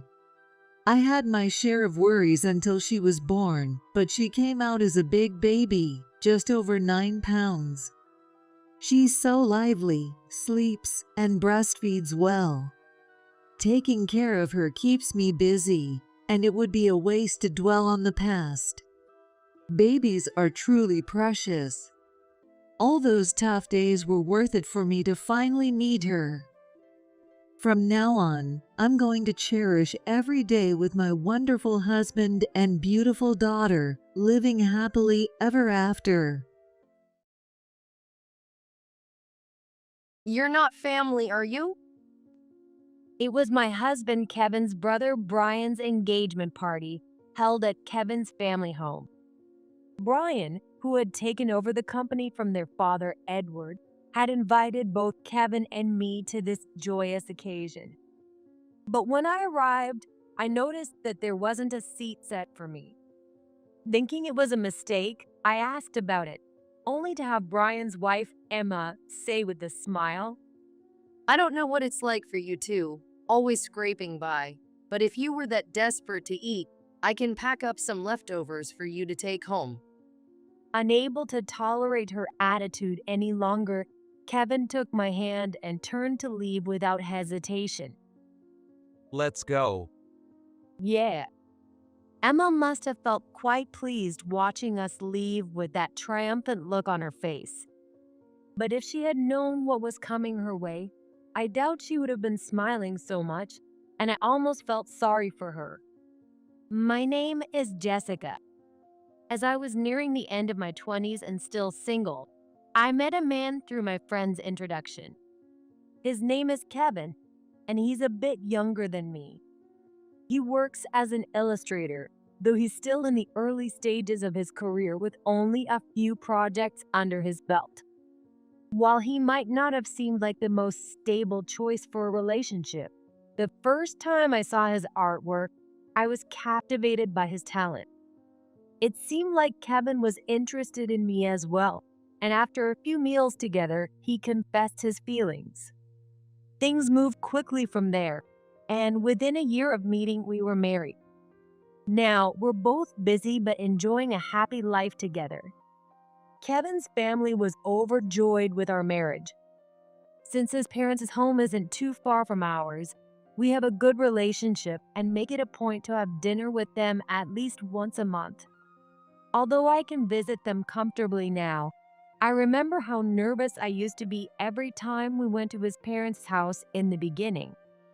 Right now, Kevin's father, Edward, and Kevin's older brother, Brian, live together in a house that's incredibly large. That's because Edward used to be the CEO of a company that almost everyone has heard of. The company has been passed down through the generations since it was a small operation, and Edward is the third generation to lead it. Although Kevin's mother passed away from an illness when she was still young, Edward managed to grow the business significantly while also focusing on raising their children. Now, Edward has passed the company on to Brian and serves as chairman. I'm so glad you could come. It's always so much brighter and more fun when you two are here. Oh, thank you. We always appreciate your hospitality. Though Edward doesn't say much, he's always kind, and I felt very fortunate. Then, one day, Brian announced his engagement. It was sudden, but we were all thrilled by the happy news. However, this marked the beginning of a story that would lead our marriage into turmoil. The first time I met Brian's fiancée, Emma, was on the first Sunday after we were informed of the engagement. When Kevin and I arrived at his family's house, a beautiful young woman I didn't recognize was sitting next to Brian. As soon as she saw us, she smiled warmly and introduced herself. Nice to meet you. I'm Emma, and I'm dating Brian. I'm looking forward to getting to know you. Oh, Emma, it's so nice to meet you too. I'm thrilled to have such a lovely sister-in-law. Since Kevin's family was all men, I was genuinely happy to have another woman around. Being 24 and younger than me, I felt like I had gained a younger sister. However, Emma was not the wonderful person I had imagined. I realized this when I headed to the kitchen to refill our drinks. As I was getting some sweets ready, Emma came over to help. Jessica, you should have told me. I would have done it. Oh, it's no problem. I can handle this. Meeting the family today must be pretty exhausting for you, right? I joked, and Emma smiled as if I had hit the nail on the head. By the way, how did you and Brian meet? We met at work. I had my eye on him since I started, and after a lot of persistence, I finally won him over.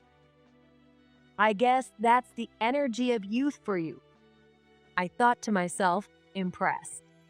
Then Emma leaned in closer and asked in a low voice, So since Brian's the CEO, what does Kevin do? Kevin's an illustrator. He mostly does postcards and brochure illustrations. He's still just starting out though. I responded proudly as I'm proud of Kevin's work. But Emma suddenly looked uncomfortable, as if she didn't know how to reply. A rookie illustrator. Isn't that just a fancy way of saying he's an unemployed artist with a hobby? No, he gets actual work, and it's a serious profession that takes more than just liking to draw. But Brian's the CEO and Kevin does that. The sweet smile Emma had earlier was now replaced with a condescending expression. I frowned, feeling upset that she was belittling my husband's work. Oh, don't give me that look. Are you planning to draw some nasty cartoons about me on social media or something? Of course not. Please don't. Remember, I'm the CEO's wife. It could affect the company, and I have a lot to lose. At some point, Emma had finished preparing the sweets. Just before leaving the kitchen, she leaned in close to my ear again. It seems like you're struggling a bit, so if you need help, just let me know. But please, don't keep asking for money, okay? I would never do that. Emma ignored my response and walked back to the living room, smiling sweetly at everyone waiting there. I swallowed my anger, barely able to hold it in. I couldn't forgive her for mocking Kevin's profession, but I also knew that Brian truly loved Emma. Seeing the happiness on his face, I couldn't bring myself to ruin it. Also, Edward, though he didn't say it outright, seemed genuinely pleased about Brian's marriage. Since taking over the company, Brian had thrown himself into work, sacrificing his personal life. Edward likely always wished that Brian would focus on his own happiness, even though dedicating himself to work was necessary to learn the business from Edward. That wish had finally come true, and everyone was celebrating his engagement. Thinking about everyone's feelings, I began to wonder if it would be best if I just kept my feelings to myself. In the end, I didn't speak to anyone about Emma that day. I felt certain that I would continue to carry this burden alone. And as Kevin and I walked home together with my mind in turmoil, he suddenly asked me something. Jessica, are you okay? It seemed like your mood dropped a bit at some point. Really? I don't think so. I tilted my head, trying to brush it off. But even that seemed unnatural to Kevin, and he saw right through me. Resigned, I confessed to him what Emma had said. After listening to everything, Kevin nodded deeply and then suddenly apologized to me. I'm sorry I made you feel that way. I need to work harder so you can feel more secure. I don't think that at all. Being an illustrator is a wonderful job, and making people happy is an amazing thing. Thank you. But maybe I should push myself a bit more. If Brian's getting married, I want us to move forward too. Kevin smiled gently and pulled me into a hug. We don't have children yet, but it's something we both want in the future. When we expressed this desire to each other again, I felt like it brought us even closer as a couple. About a month later, Brian reached out to Kevin again. He told us that Emma was already pregnant. Since they were still discussing when to have their wedding, they decided to postpone it and instead planned an engagement party, inviting their colleagues and friends. Although Emma had said some harsh things to me before, there was nothing more joyful than the news of a baby. I sincerely congratulated them. Then Emma called me. We had exchanged contact information when we first met, but she had never reached out to me before. Wondering what she might say, I answered the phone a bit cautiously. It's been a while. Did you hear from Brian? I'm pregnant. Kevin just heard the news over the phone. Is everything okay? It's thoughtful of you to call. I have something I'd like to talk about. So how about we go out for a meal soon? There's something I want to discuss with you, Jessica. Thinking that she might want to discuss something related to the pregnancy, I quickly agreed without hesitation. A few days later, we arranged to meet at a local restaurant. I arrived at the designated time, and a few minutes later, Emma showed up as well. After placing her order with the waiter, she got straight to the point. Would you work as a housekeeper for us? In secret, so no one finds out. What do you mean? Apparently, Emma had been handling all the household chores at Edward's house by herself during the weekdays, and it was proving to be a heavy burden. Cleaning such a large house would be a massive task, not to mention maintaining the beautiful garden. But why does it need to be secret? Is there some reason it can't be known? I want everyone to think I'm doing all the work myself. If they found out I was passing it off to someone else, they'd be disappointed in me. She said this with a straight face and then pulled a brown envelope out of her bag. When I opened it, I found $1,000 inside. Jessica, you're struggling with money, right? I'll pay you, so please help me. Wait a minute. I have my own responsibilities, and I work at a restaurant in the evenings, so I can't do it every day. I worked at a restaurant kitchen from evening until late at night. To make ends meet, I had packed my schedule, so doing housework at Edward's place every day would be too much for me. When I explained this, Emma's expression turned noticeably sour. Oh, are you saying the money isn't enough? Fine. How about 5 times as much?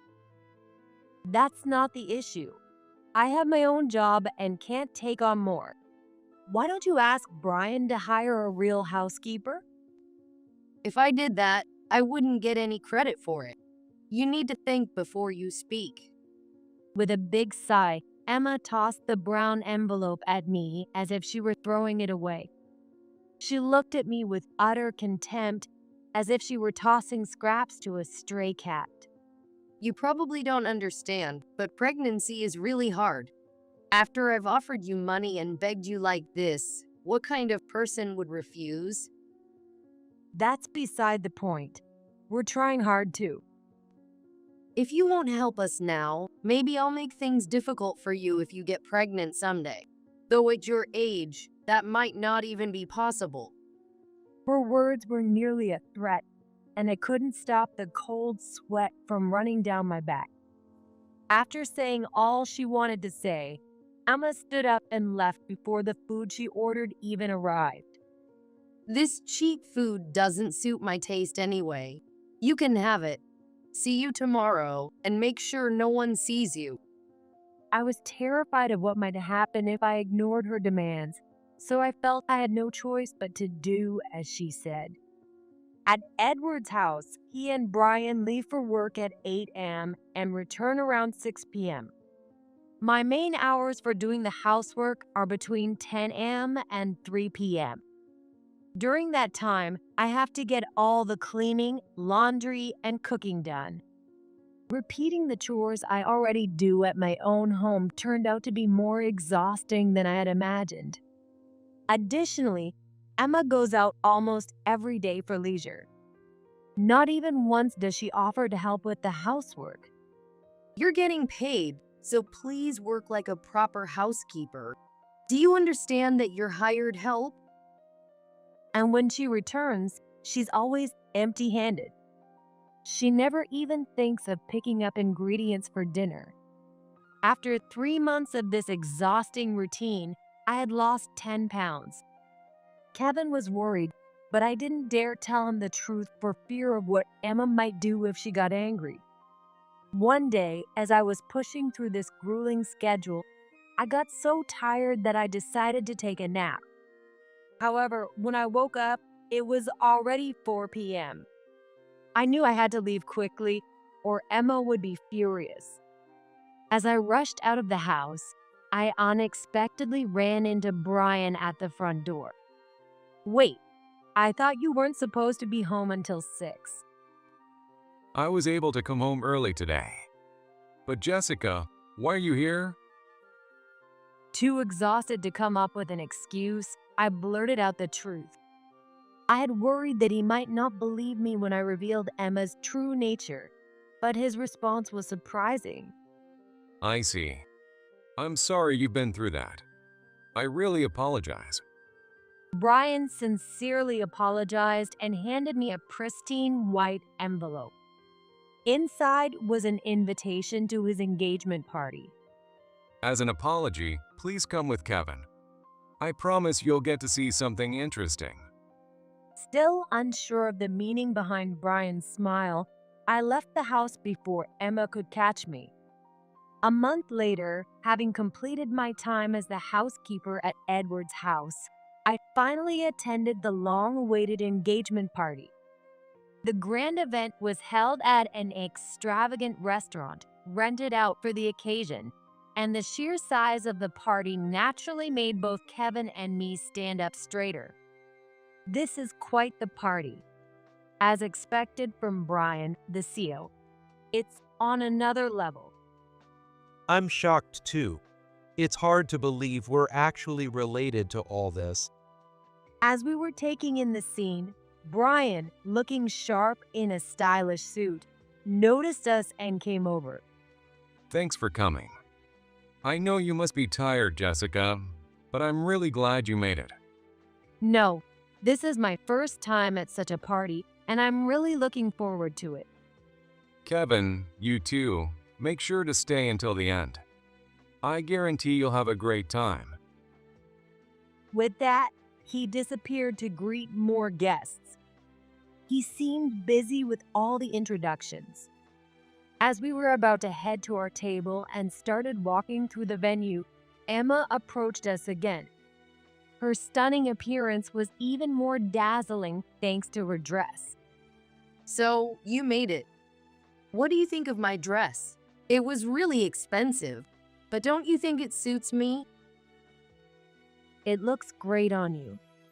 I'm glad I can wear something like this while I'm still young.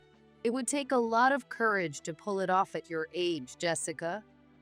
Holding back a visibly annoyed Kevin beside me, I responded with a forced laugh. There's no end to this if I react to every comment. Kevin, your seat is over here at the family table. Let me show you. Following Emma, we arrived at a large table in the center of the venue. But no matter how many times I counted the chairs, there was one missing. What? There's no seat for me. Was it a setup mistake? Oh no, I specifically asked them to remove it. As I stared at her in shock, Emma smirked and continued. You're not family, are you? The party isn't free, and we don't provide for people who don't belong. That's just too much. I was invited, and now this. Come on, you should be grateful just to be in a place like this. Isn't that enough of an experience for you? Or are you upset because you were just here for the free food?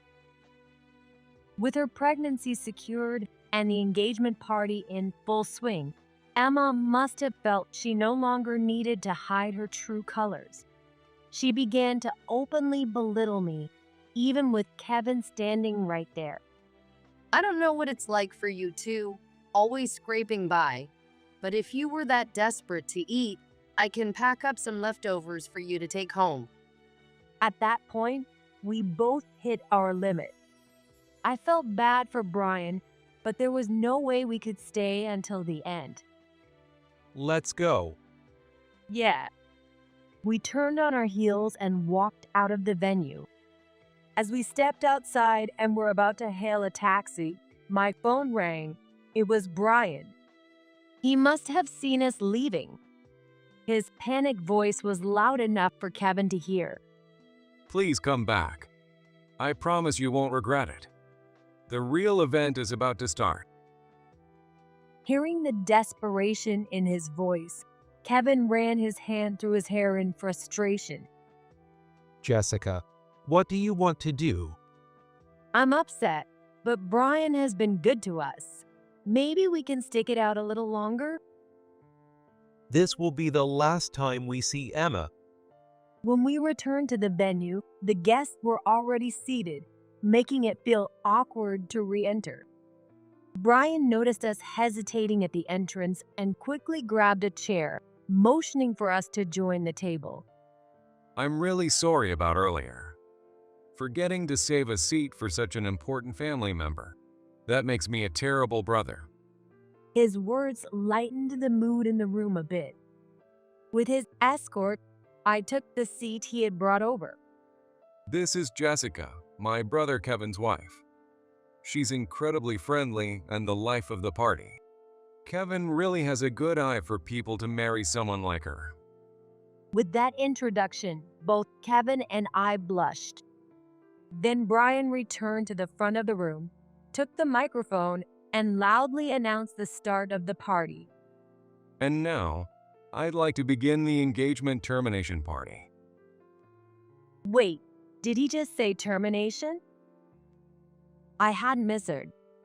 The unexpected statement from Brian left the guests exchanging confused looks.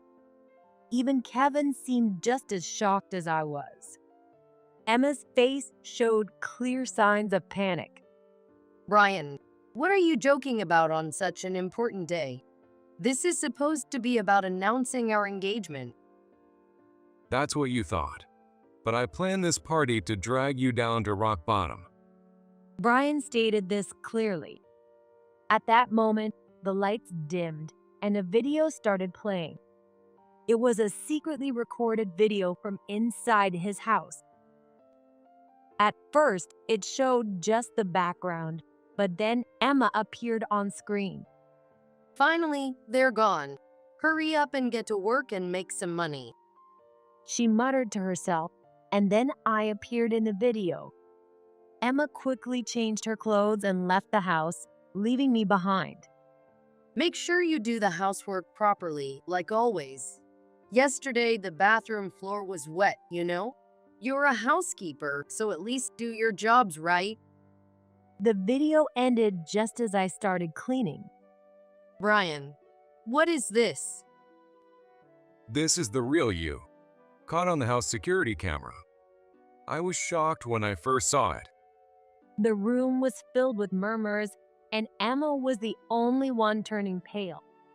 She rushed toward me, ready to grab me, but Kevin quickly stepped in to shield me. Her rage was relentless. You filthy hag.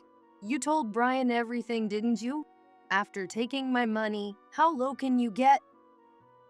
I didn't say a word. I kept quiet just like you told me to, not even telling Kevin. Then are you saying Brian suspected me all along? Emma, who had been so aggressive, started to lose her strength.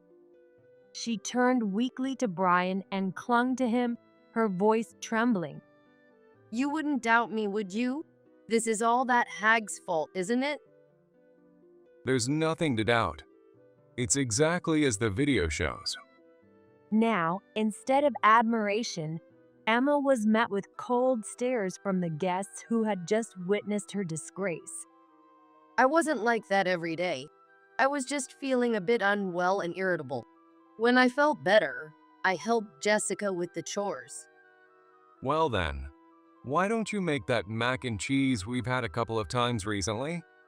It's been on the table twice a week. If you really made it, you should be able to whip it up, right? It goes without saying that Emma broke into a cold sweat. Unable to find a response, she burst into exaggerated sobs. Why are you being so cruel to me? Even if we're family, spying on me is too much. We have a baby on the way and you're doing this. It's just not right. She stroked her slightly swollen belly, trying to elicit sympathy from the guests. The room was visibly stirred by her words, and a buzz of unease spread through the crowd. However, Brian, seemingly anticipating this reaction, continued speaking calmly. The truth is, exposing your true colors was just a side effect.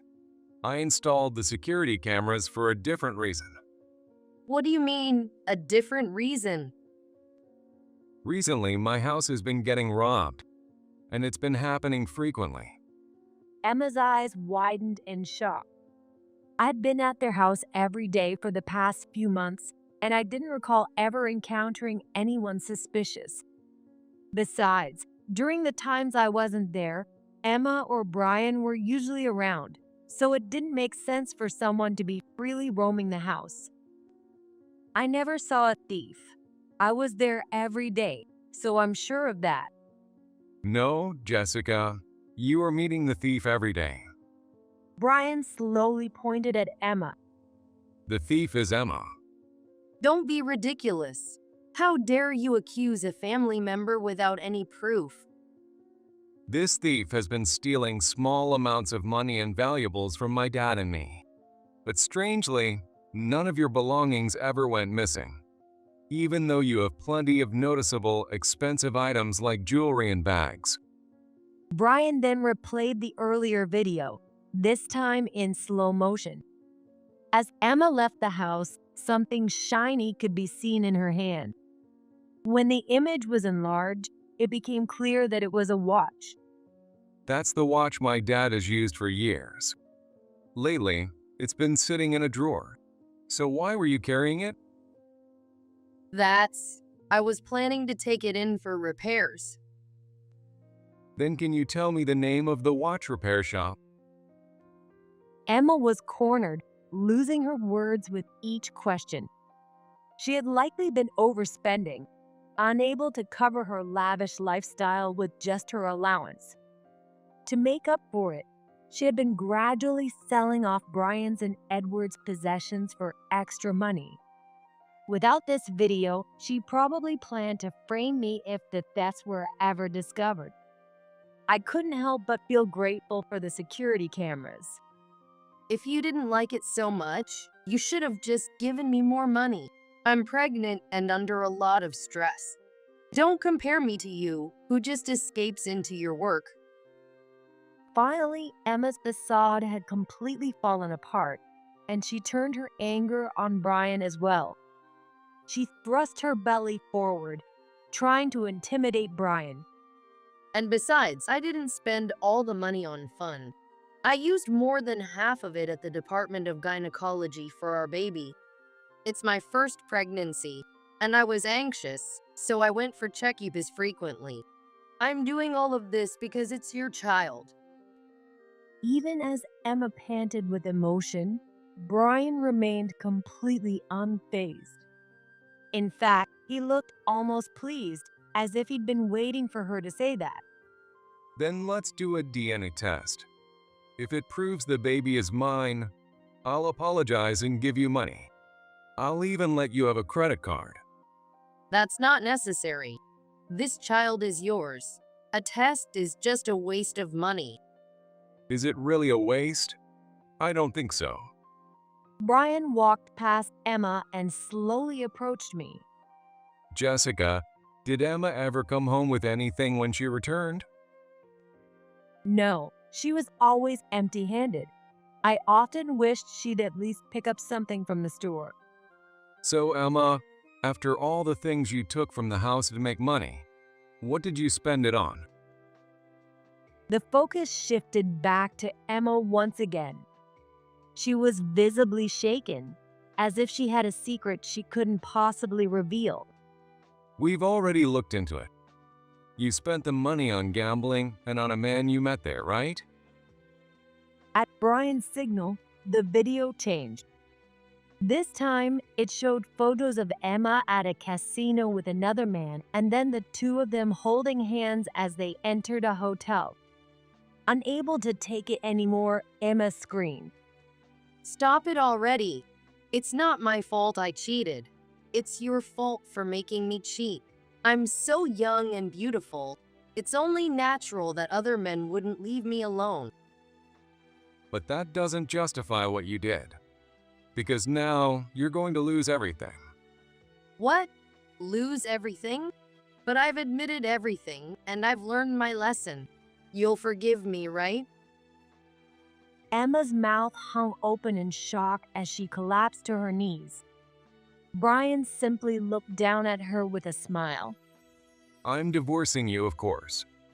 And since you cheated while we were still married, I'll be asking for alimony. Alimony? From a man who got cheated on? How pathetic. If you do that, you'll be a laughingstock for the rest of your life. Emma tried to act tough, but Brian threw her phone at her. Why don't you call your boyfriend? Maybe he'll help you out if he really loves you. You'll regret this. Emma started dialing. My boyfriend is connected to some powerful people. No matter how important anyone here thinks they are, they're nothing compared to the people he knows. If you piss him off, you'll be the ones crying.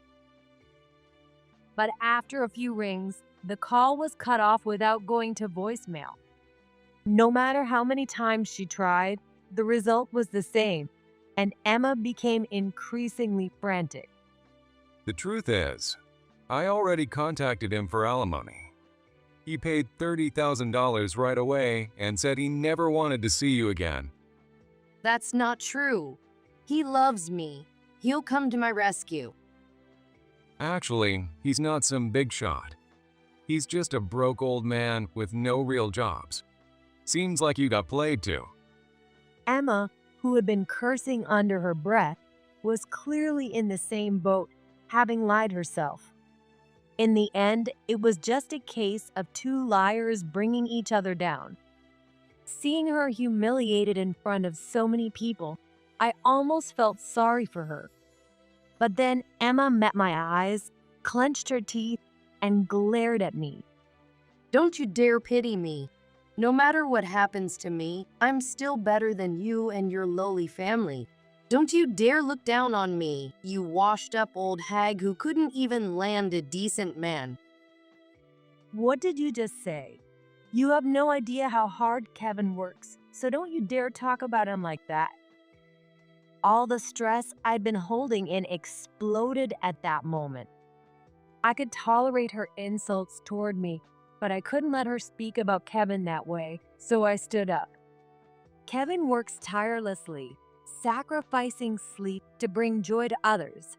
I see how hard he works every day, so I know just how amazing he is. He's not someone you can casually mock. Kevin gently stepped in to calm me down as I became more passionate. Brian, don't you think it's time to make the announcement? Now seems like the perfect moment. Yeah, you're right. I apologize for the commotion earlier. But there's something else I'd like to share with everyone today. Brian quickly walked over to Kevin, pulled a nameplate out of his suit pocket and pinned it onto Kevin's chest pocket. The nameplate had the name of Brian's company engraved on it, along with the title Vice President. My brother Kevin is going to be working with me as the vice president from now on. What's that supposed to mean? This was news to me too, so I was just as surprised as Emma. Brian, the CEO, had been learning the ropes of running the company under Edward. However, it seems that Edward has decided to fully retire from work by the end of this month. As a result, they would be short-staffed. So Kevin was chosen to assist Brian in his role. Of course, Kevin will still focus on his work as an illustrator. It'll be tough balancing both roles, but Kevin graciously accepted the offer. It's my dad's company, so I wanted to do something to help. And they're letting me continue with my illustration work, so it's a pretty sweet deal. Kevin smiled shyly, took my hand, and looked at me tenderly. Thank you for supporting me all this time. Now, it looks like you'll be able to take it easy, Jessica. Kevin, that's amazing. I'm so happy for you. I couldn't help but hug him, and the room erupted in applause from the guests. But amidst the celebration, Emma was the only one who had lost herself in anger. What? Are you planning to end up happy after all this? I won't let that happen. You need to stay beneath me. Then, shockingly, Emma grabbed a fork from a nearby table and lunged at me. Kevin quickly slid in and restrained Emma. With the skills he had learned from practicing martial arts in his school days, Kevin left Emma completely powerless. She was quickly handed over to the police, who had been called, and was soon taken away in a patrol car. The venue was in disarray after the chaos, but it seemed Brian had anticipated this. He had rented another room in the same restaurant, set up exactly like the original venue. His level of preparedness was truly impressive. We'll hold the after party in the next room. Let's switch gears and celebrate Kevin's new role with a bang, shall we? Freed from all our burdens, we all raised our glasses in a collective toast. In the end, Emma was held by the police for a while due to the theft and her outburst at the restaurant. Brian demanded $40,000 in alimony for the affair, and I was also able to claim $30,000 in damages, with the video footage from his house serving as evidence. The woman who was supposed to become the CEO's wife suddenly found herself drowning in debt. Even after her release from the police, a harsh life awaited her. She had mocked Kevin's work, but her future was bound to be much harsher than anything he had ever faced. When I went to meet with her in the detention center to discuss the alimony with a lawyer, I was shocked at her appearance. She had been so beautiful, but in just a few days, she looked as though she had aged decades. It was likely the shock and despair about her future that had done this to her. In that state, she wouldn't even be able to work in nightlife anymore. I later heard that her baby was born safely. She came to us once, desperately trying to borrow money for living expenses, but she looked utterly exhausted, almost pitiful. Since everything came to light, my family has disowned me. For my baby's sake, could you lend me just $100? I feel sorry for your baby, but I'm not lending you a single cent. You could demand child support from the man you cheated with or find some other way. I steeled myself and turned her away. I knew that if I helped her now, she would likely spend the rest of her life clinging to someone else. And that would mean there's no future for the baby either. Startled by my words, Emma left without saying a word.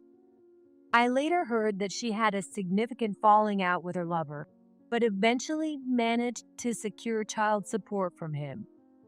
Even so, Emma will likely be forced to live a life of bare minimums, and I wonder what kind of life she'll lead from now on. Unlike in the past, with her current appearance, it's unlikely that any man will come to her aid. I hope she learns to live as best as she can on her own strength. As for me, I became a full-time housewife after Kevin became the vice president. Part of it was at Kevin's request, but the main reason is that I'm pregnant. After that eventful party, I felt unusually unwell and went to the doctor, only to find out that I was expecting. After all the effort we put in as a couple, this news was incredibly moving. Kevin is now mainly focused on his work as vice president, but his illustration projects are also increasing. As his wife, I intend to support him with all my heart. I thought Brian might be feeling down after everything that happened, but that wasn't the case. In fact, it seems he had long suspected Emma's true nature, and rather than being upset, he has become even more cheerful and dedicated to his work. As a result, the company's performance has improved even further, or so Kevin tells me. This whole experience has been a significant lesson for both of us as a couple, to care for each other and genuinely respect one another. We want to welcome our baby as that kind of couple.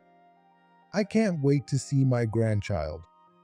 For Edward's sake too, I want to keep supporting our happy family. Go ahead. Try filing a report for being assaulted if you can. The one smirking with an ugly grin was Keith's mother, Ashley. Keith had warned me about how awful his parents were, but I didn't expect it to be this bad. This woman had tried to punch me, a pregnant woman. Thankfully, I managed to dodge just in time, so her fist hit my right arm instead of my stomach, but the pain in my arm was significant. If she had struck my stomach with that force, it could have seriously harmed the baby. Ashley knew this and still attacked me. Keith's father, Robert, who was also present, watched the whole scene with a look of genuine amusement. He's no different from Ashley. Both are cut from the same cloth. It's remarkable how someone as kind and sensible as Keith came from such people. While it's surprising, I can't just let these unbelievably irresponsible criminals go unpunished. So, I decided to reveal a little surprise I had prepared for them. They would soon regret their actions. My name is Jessica Smith, and I'm a 38-year-old working professional. I had a boyfriend I'd been dating since my 20s, and we had even promised to get married. However, when I was 32, I found out he had cheated on me. He had brought a woman I didn't know into the home we shared. You're the worst. You cheater, we're done today. I was furious, packed my things, and left the place we had been living together. As I was leaving, he desperately tried to plead with me, offering pathetic excuses. It's not like that. It was just a moment of weakness. I ignored everything he said and cut ties with him on the spot. Then, I threw the engagement ring he had given me at him and walked out of the home I had lived in for years. Because of what happened, I decided marriage wasn't for me anymore, and I turned 36. Another year alone. I felt a bit lonely, but I was done with being betrayed by men. That said, on my birthday, I ended up feeling a little sentimental and spent the night drinking alone until late.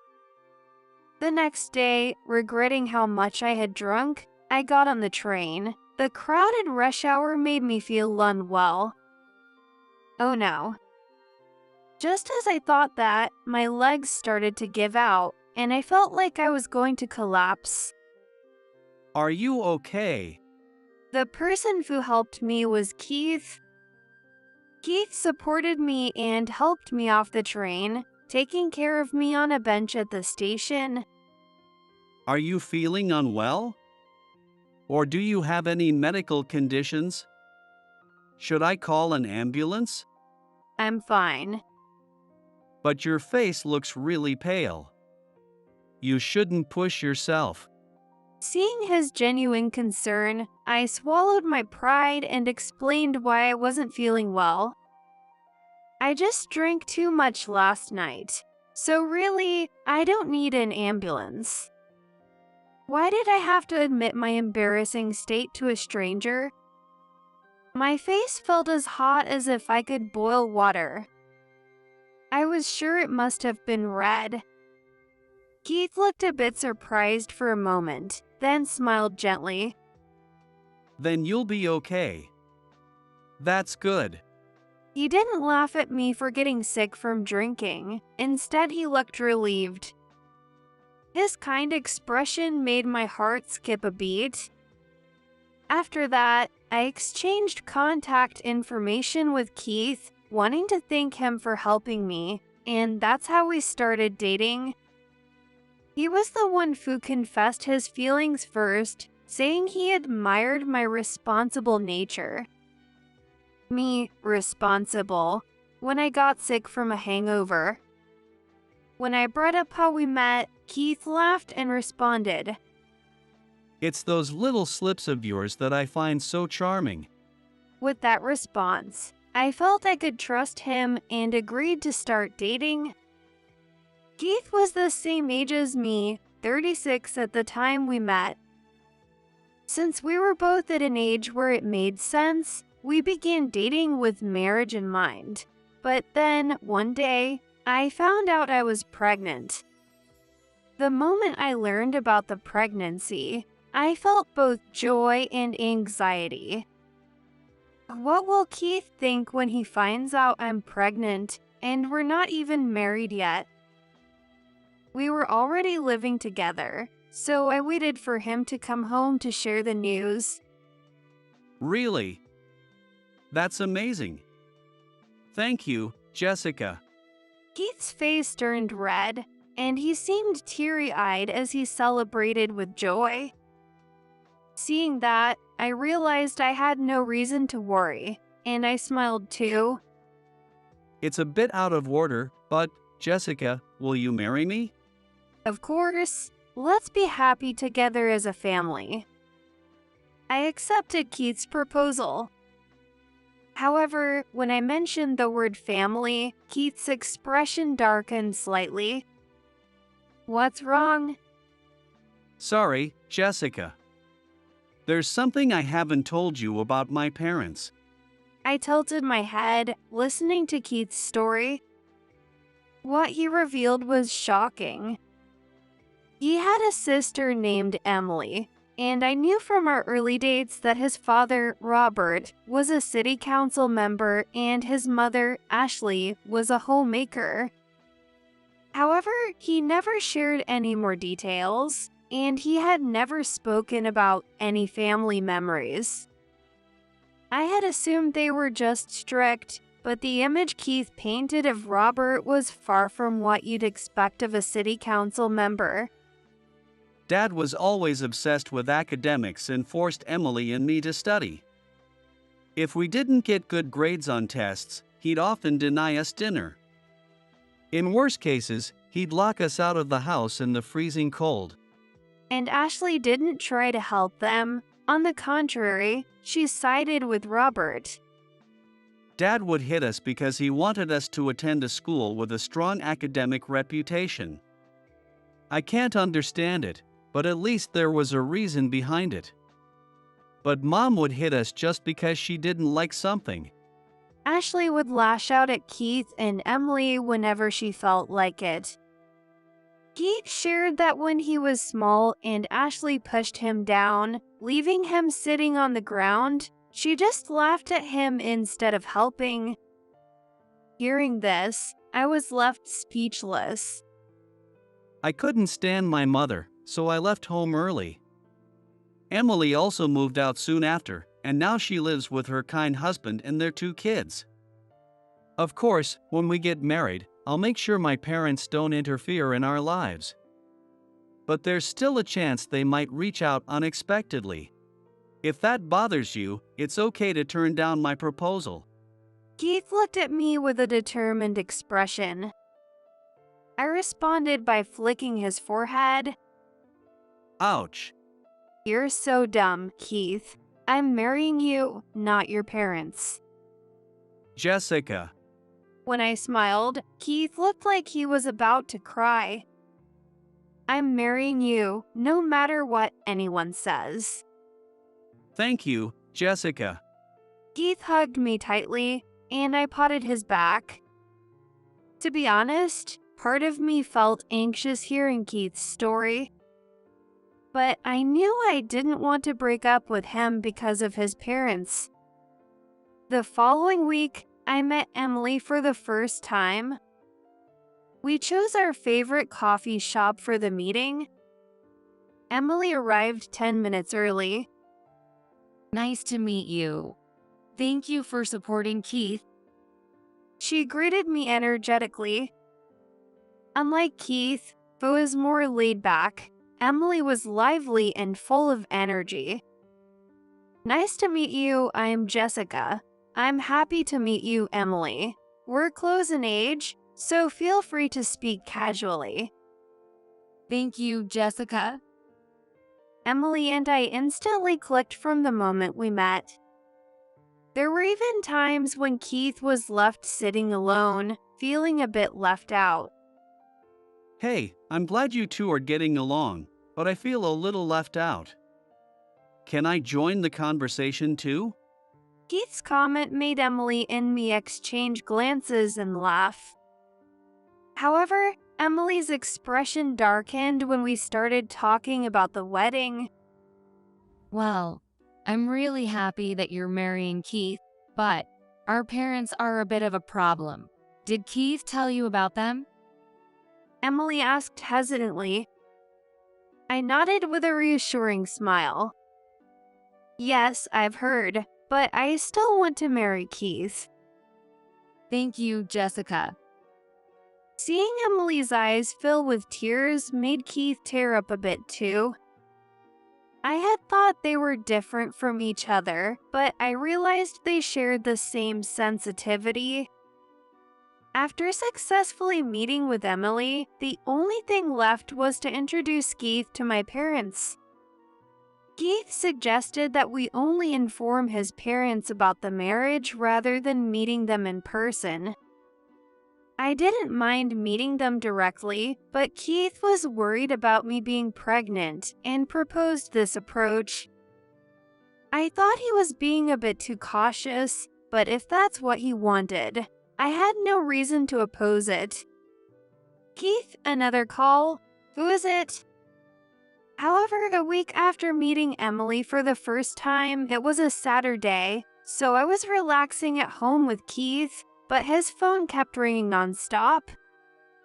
He ignored it, but the calls had been coming in since the morning, and now it was past noon. The abnormal number of calls made me curious, so I finally asked Keith about it. It's my mom. Keith answered with a bitter expression. I see. He doesn't want to pick up. I figured as much, but after the phone kept ringing, Keith finally gave in. Hello. Keith's voice was tense as he answered. The next moment, I could hear a loud voice from the other end, even from where I was sitting.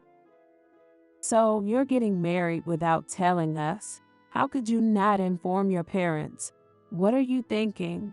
I didn't raise you to be like this. Has she brainwashed you? Keith's body jerked. His face, which had been normal moments ago, was now pale.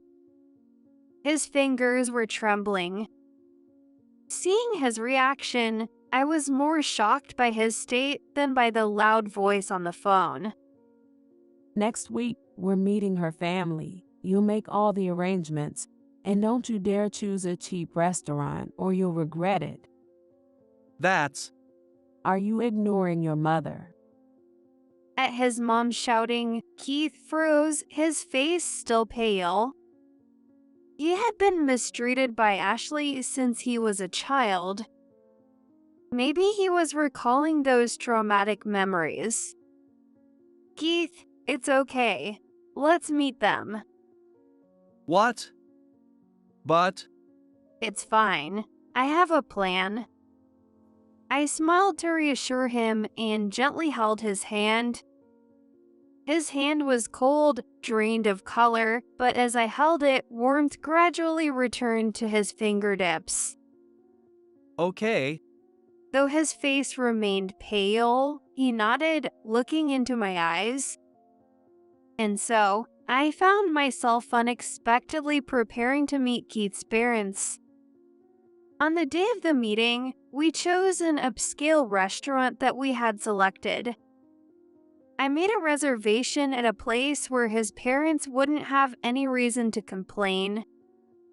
However, my parents got stuck in traffic and were going to be a bit late. Let's go ahead and get to the room. If we all arrive late, who knows what they might say. Although I had never met Keith's parents in person from the phone call and his stories, I could easily imagine them making a fuss over any small delay. Keith, looking tense, nodded in agreement. I'll protect you, Jessica. Keith said, trying to hide his trembling hands. I smiled back and nodded, but inside, I resolved to be the one to protect him. We then entered the room where Robert and Ashley were waiting. Nice to meet you. My name is Jessica. I apologize for the delay in my greeting. I greeted them politely. Ashley looked me up and down, then sneered. This is Keith's fiancé. She's way too old. Keith, you should have chosen someone younger. She probably can't even have kids. The initial attack was so strong that I couldn't help but frown. That's not something you say to someone you're meeting for the first time. I glanced at Robert beside her and saw him grinning unpleasantly. He seemed to be enjoying Ashley's behavior and my reaction. I'm marrying Jessica, no matter what anyone says. Keith said, his voice trembling. Robert's grin grew wider. You're getting bold, Keith. Have you forgotten everything I did to raise you? Seems you need more discipline. Recalling the past, Keith's face turned pale at Robert's words. Stepping in for Keith, I spoke up against them.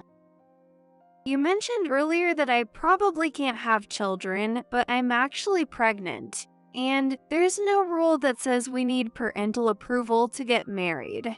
You don't have the right to decide who Keith marries. Their smug smiles vanished at my words. What did you say? You're pregnant. Yes, that's right. Ashley's face twisted in anger. She suddenly stood up and rushed toward me. How dare you get pregnant with Keith's child without my permission? You home wrecker. Shouting, she aimed her fist at my stomach. I quickly raised my right arm to block her punch. Ouch. Even though it was the fist of an older woman, a dull pain shot through my arm. She had tried to strike my stomach with considerable force. Hey! Did you just try to hit Jessica's stomach? Keith's voice rose in anger, surprising even him. Ashley looked at him, grinning maliciously. Oh, I'm so sorry. It was just such a shock to suddenly hear that she's pregnant. I got a little excited. I didn't mean any harm. After all the insults she hurled at me, she had the nerve to claim she meant no harm. It's not something to make such a fuss about. is it? You and that woman aren't even married yet. Whatever happens to the baby has nothing to do with you, Keith. What did you say? Actually, it's more convenient if there's no child. That way, you can break up with her easily. After that, we'll find a suitable woman for you ourselves. The sheer selfishness of their words made me glare at them, clutching my aching right arm. Ashley noticed my glare and smirked as she said, Go ahead. Try filing a report for being assaulted if you can. Robert, wearing a grin just like Ashley's, added something unbelievable. I'm a city council member, and I have connections with the police. Filing a report won't do any good. Without any evidence, it won't even be accepted. The moment I heard Robert's words, something snapped inside me. These two, while being Keith's parents, were clearly a harmful presence that would only cause trouble for both of us. I couldn't allow such dangerous people to continue unchecked. Above all, these two had hurt my beloved Keith. I also knew from Emily's story that they had caused her pain during her childhood. I can't forgive anyone who brings misery to the people I love. Oh, is that so? Then I'll gladly press charges. As I said this, the door to the room quietly opened. I've heard enough. Who are you? This is our private room. You can't just walk in. Robert shouted at the unexpected person who entered. However, the person calmly replied, I'm Jessica's father. I apologize for being late. We were stuck in traffic. My mother followed him into the room. Both of them had calm expressions, but there was unmistakable anger in their eyes. So, you're her parents, right? Let's get straight to the point. We don't approve of this marriage. Take your daughter and leave. At Robert's words, Ashley nodded in agreement. What kind of upbringing do you have? Getting pregnant before marriage. How shameless. It must be tough having such an irresponsible daughter. My mother responded calmly to Ashley's spiteful words. To still hold such outdated beliefs in this day and age, it seems your mindset is stuck in the past. Do people around you ever point out how old-fashioned you are? Oh, but maybe you don't have any friends who would tell you that. What did you say? And actually, it's you two who are shameless and irresponsible. As she said this, my mother pulled something out of her bag. My father also took out a small, shiny badge from his bag. They held these out to Robert and Ashley, speaking slowly. I'm with the police. We're required to carry our police ID even on our days off, but I never expected it would be useful in a situation like this. Just so you know, we won't be intimidated by the power of a mere city council member. And I'm a lawyer. This is my lawyer's badge. Are you familiar with it? If Jessica wants to press charges against you, I'll gladly represent her. At first, Robert and Ashley seemed confused by what my parents were saying. Their smug expressions quickly vanished, replaced by dumbfounded looks. What? Police and a lawyer? Ashley finally realized the truth before her, and in that instant, both their faces turned pale. Yes, my parents aren't ordinary people. My mother is a police officer, and my father is a lawyer. Even though they had no idea, they had picked a fight with the wrong people. Growing up, my parents were very busy, so I often felt lonely as a child. I spent more time with sitters than with my own parents. But still, they always made time for me and showed me a lot of love whenever they could. Thanks to that, I grew up without resentment and respect them for the pride they have in their work. When I heard about Robert and Ashley's behavior from Keith, I immediately consulted my parents. That sounds troublesome, but if it comes to it, Mom can use her authority to help. Hey, that's not what the police are for, but if anything happens, Dad can always use the law to support you. Jokes aside, we're always on your side, Jessica. If anything happens, don't hesitate to rely on us. My parents promised that they would step in and help me immediately if anything happened. Remembering that promise, I agreed to the meeting that Ashley had more or less forced, and I prepared thoroughly with my parents before attending. So, you tried to hit Jessica, didn't you? I heard your nasty insults over the phone too earlier. You seemed curious about Jessica's upbringing, but seeing how easily such foul words come out of your mouth, I wonder what kind of upbringing you had. I pulled out my phone, which had been connected to a call, and hung up. Before entering the room, I had secretly called my mother to update her on the situation.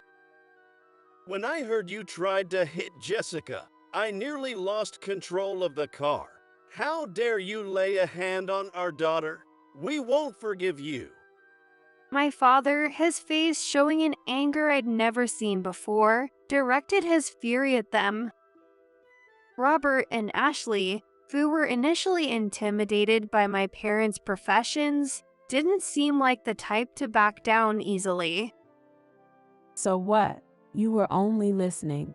You didn't witness anything yourself. Looking for video evidence. Well, it's right there, captured by the camera hidden in that plant. I pointed to the corner of the room where a potted plant stood. Between the leaves, the camera lens peeked out. When did that happen? There's a reason I chose this restaurant for the meeting. My sister works here.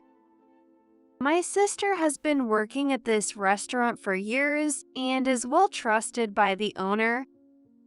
When I consulted her about Keith's parents, she suggested using her restaurant as the meeting place. She also proposed secretly setting up a camera just in case. Evidence is crucial if anything happens. Dad said the same thing. This kind of thinking is probably due to having a lawyer as a father. My sister explained the situation to the owner and got permission to set up the camera. We installed the camera as a precaution, but I never expected it would actually come in handy. You really are worse than we imagined, just as Keith described. Have you ever heard of the lower basic decency? Ashley and Robert, who didn't expect there to be a camera, turned red with anger, trembling. Their claim that they hadn't hit me was now invalidated. Any further excuses would be pointless. You're the one in the wrong. You seduced Keith and even got pregnant. You're the one acting irresponsibly. Ashley, still unwilling to back down, pointed at me and continued to shout. Robert joined in, his face contorted with anger. That's right. Ashley is absolutely correct. Your daughter is the one to blame. I'm a city council member, and I have connections with some of the best lawyers. I also have other powerful contacts. I'll use every connection I have to make sure you can't live in this area anymore. Robert wore a triumphant smile. Meanwhile, my mother listened to his words with a look of disbelief. You know, that's considered a criminal threat. Are you aware of that? Shut up. You may say you're a police officer, but you're just a woman. You probably don't even hold a significant position. Robert assumed my mother wasn't important because she's a woman, but she's just as tough and capable as any man around her, and she holds the rank of lieutenant. And honestly, she's the scariest person in our family when she's angry. To think you'd have the nerve to challenge a cop like that. Guess I'll have to use my trump card. Trump card? While I looked puzzled, my father made a call. The person he contacted arrived shortly afterward. Hey, it's been a while, Jessica. Henry, what are you doing here? The person who entered the room was my father's older brother, Henry. Henry is a very busy man, and I hadn't seen him in years. I hadn't even told him about my wedding or my pregnancy yet, but it seemed my father had reached out to him. Seeing him, Robert's eyes widened as much as possible. Why are you here, Henry, the mayor? Yes, Henry is the mayor. He was elected about 10 years ago and has held the position ever since, gaining the trust of the citizens. He's always working tirelessly for the community, which is why I hadn't seen him in years. When I heard that Robert was a city council member, Henry's face immediately came to mind. I thought that he might be able to help solve the problem. However, I didn't want to trouble him with my issues, knowing how busy he was. That's why I never reached out to him myself. Oh, come on, Jessica. I told you to rely on me if you ever needed help, didn't I? Well, this is exactly one of those times. I'm sorry, Henry. I didn't want to be a burden. This kind of thing isn't a burden at all. Even though Henry said that, I knew he had taken time out of his busy schedule to come. I couldn't be more grateful. The kind smile he had for me turned serious when he looked at Robert. I believe your name is Robert. How dare you lay a hand on my dear Jessica? I'll be reporting this incident to the council, and you can expect a strict penalty. Be prepared. Robert, facing Henry, was at a loss for words, his face turning from pale to ashen. While Robert stood there speechless, my father showed me his phone. I was on a phone with Henry the entire time. Just as I had been secretly on a call with my mother, my father had done the same with Henry. It was just like my father to be so well prepared, and I couldn't help but chuckle. What are you laughing at? Do you think you've won against us? Ashley shouted loudly at me as I gave a faint smile. Then she turned to Keith, who was standing next to me, and said, Keith, break up with that woman right now and come with us. I've taught you since you were little that you must always obey your mother, haven't I? At Ashley's command, Keith's body tensed up. She must have been controlling him like this since he was a child, yelling and forcing him to obey. Childhood conditioning is difficult to break, and even as an adult, it can still have a powerful hold. It seemed like Keith might end up following Ashley's orders again. Keith, it's okay. I won't let that happen. I gently held Keith's hand. Keith was no longer a little child, and he wasn't alone anymore. With just a little courage, he could break free from Ashley's control. When Keith looked into my determined eyes, his own gaze gradually became stronger. Taking a deep breath, he looked at Ashley with a firm resolve. This is it. I'm cutting ties with you for good. What did you say? You won't listen to me. No, I won't. I'm not a child anymore. You can't force me to obey like you did when I was little. Ashley seemed shocked, likely the first time Keith had ever stood up to her. The moment I saw Ashley's face, as if she was the victim, a surge of anger welled up inside me. What you've done is disgraceful, both as a person and as a mother. You have no right to control Keith. He's going to marry me, and we're going to build a happy family, so just stand back and watch. My words seemed to infuriate Ashley, her face turning as red as if steam might come out. She was so angry that she struggled to find the right words. You'll regret this. You know, I'm warning you. Robert shouted, but Keith responded in a cold voice. Regret? Who's going to regret it? Cutting ties with you is only a benefit to me. Hearing this, my father suddenly had an idea and made a proposal. Keith, why don't you become a part of our family instead, legally? It's hard to completely sever ties with your biological parents, but we can do something similar. Leave that part to me. I'm the legal expert, after all. Thank you so much. I smiled at my father's excellent suggestion. Meanwhile, Robert and Ashley's faces grew increasingly defeated. Wait, then Fu will take over our family's legacy. No one wants anything that's been tainted by you two. By the way, Emily has also decided to cut ties with you. She's blocking all contact and said if you come near her house, she'll report you immediately. She's currently in an apartment, but she plans to buy a house soon and won't disclose the address. When Keith mentioned Emily's decision, both of them were visibly shocked. Emily had also suffered terribly at the hands of these two.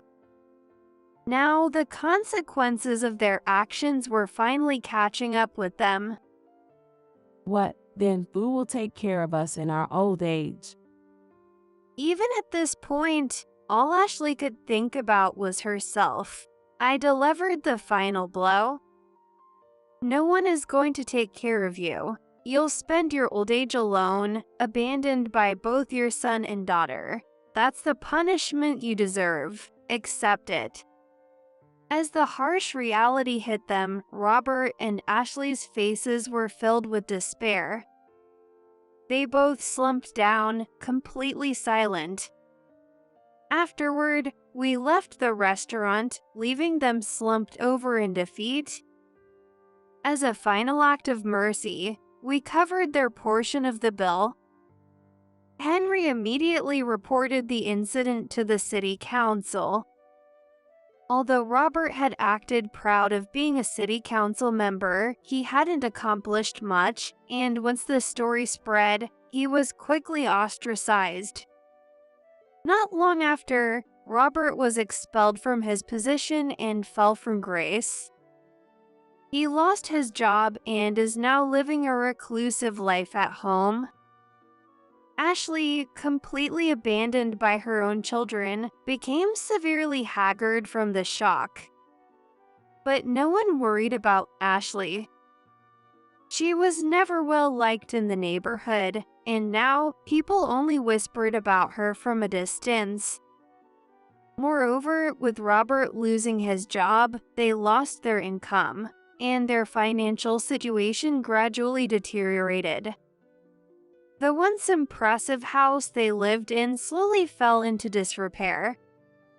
At one point, unable to bear their situation any longer, Robert and Ashley, somehow finding out our address, showed up at my parents' house. They apologized to my parents, but my parents refused their apology. You're apologizing to the wrong people. Besides, both of them said they would never forgive you, no matter what, so your apology is pointless. If you come to our house again, we'll have you taken to the police station, without question. After that harsh reception, they never showed up at my parents' home again. Later, Keith and I officially got married. He became part of my family, taking the name Keith Smith. Shortly after, I gave birth to a healthy baby boy. He has Keith's size in my mouth. He is a very cute little boy. He's so adorable. I almost want another one myself. Emily, who had come to visit us, couldn't take her eyes off our newborn. Next to her, Keith was looking at our baby with the same delighted expression. Emily had also just moved into her new house, having recently left her apartment. Finally, Keith and Emily were free from Robert and Ashley. Seeing their smiles filled me with genuine happiness. I silently vowed to myself that I would do anything to protect these smiles. No matter what challenges come our way, I promised myself that I would never back down.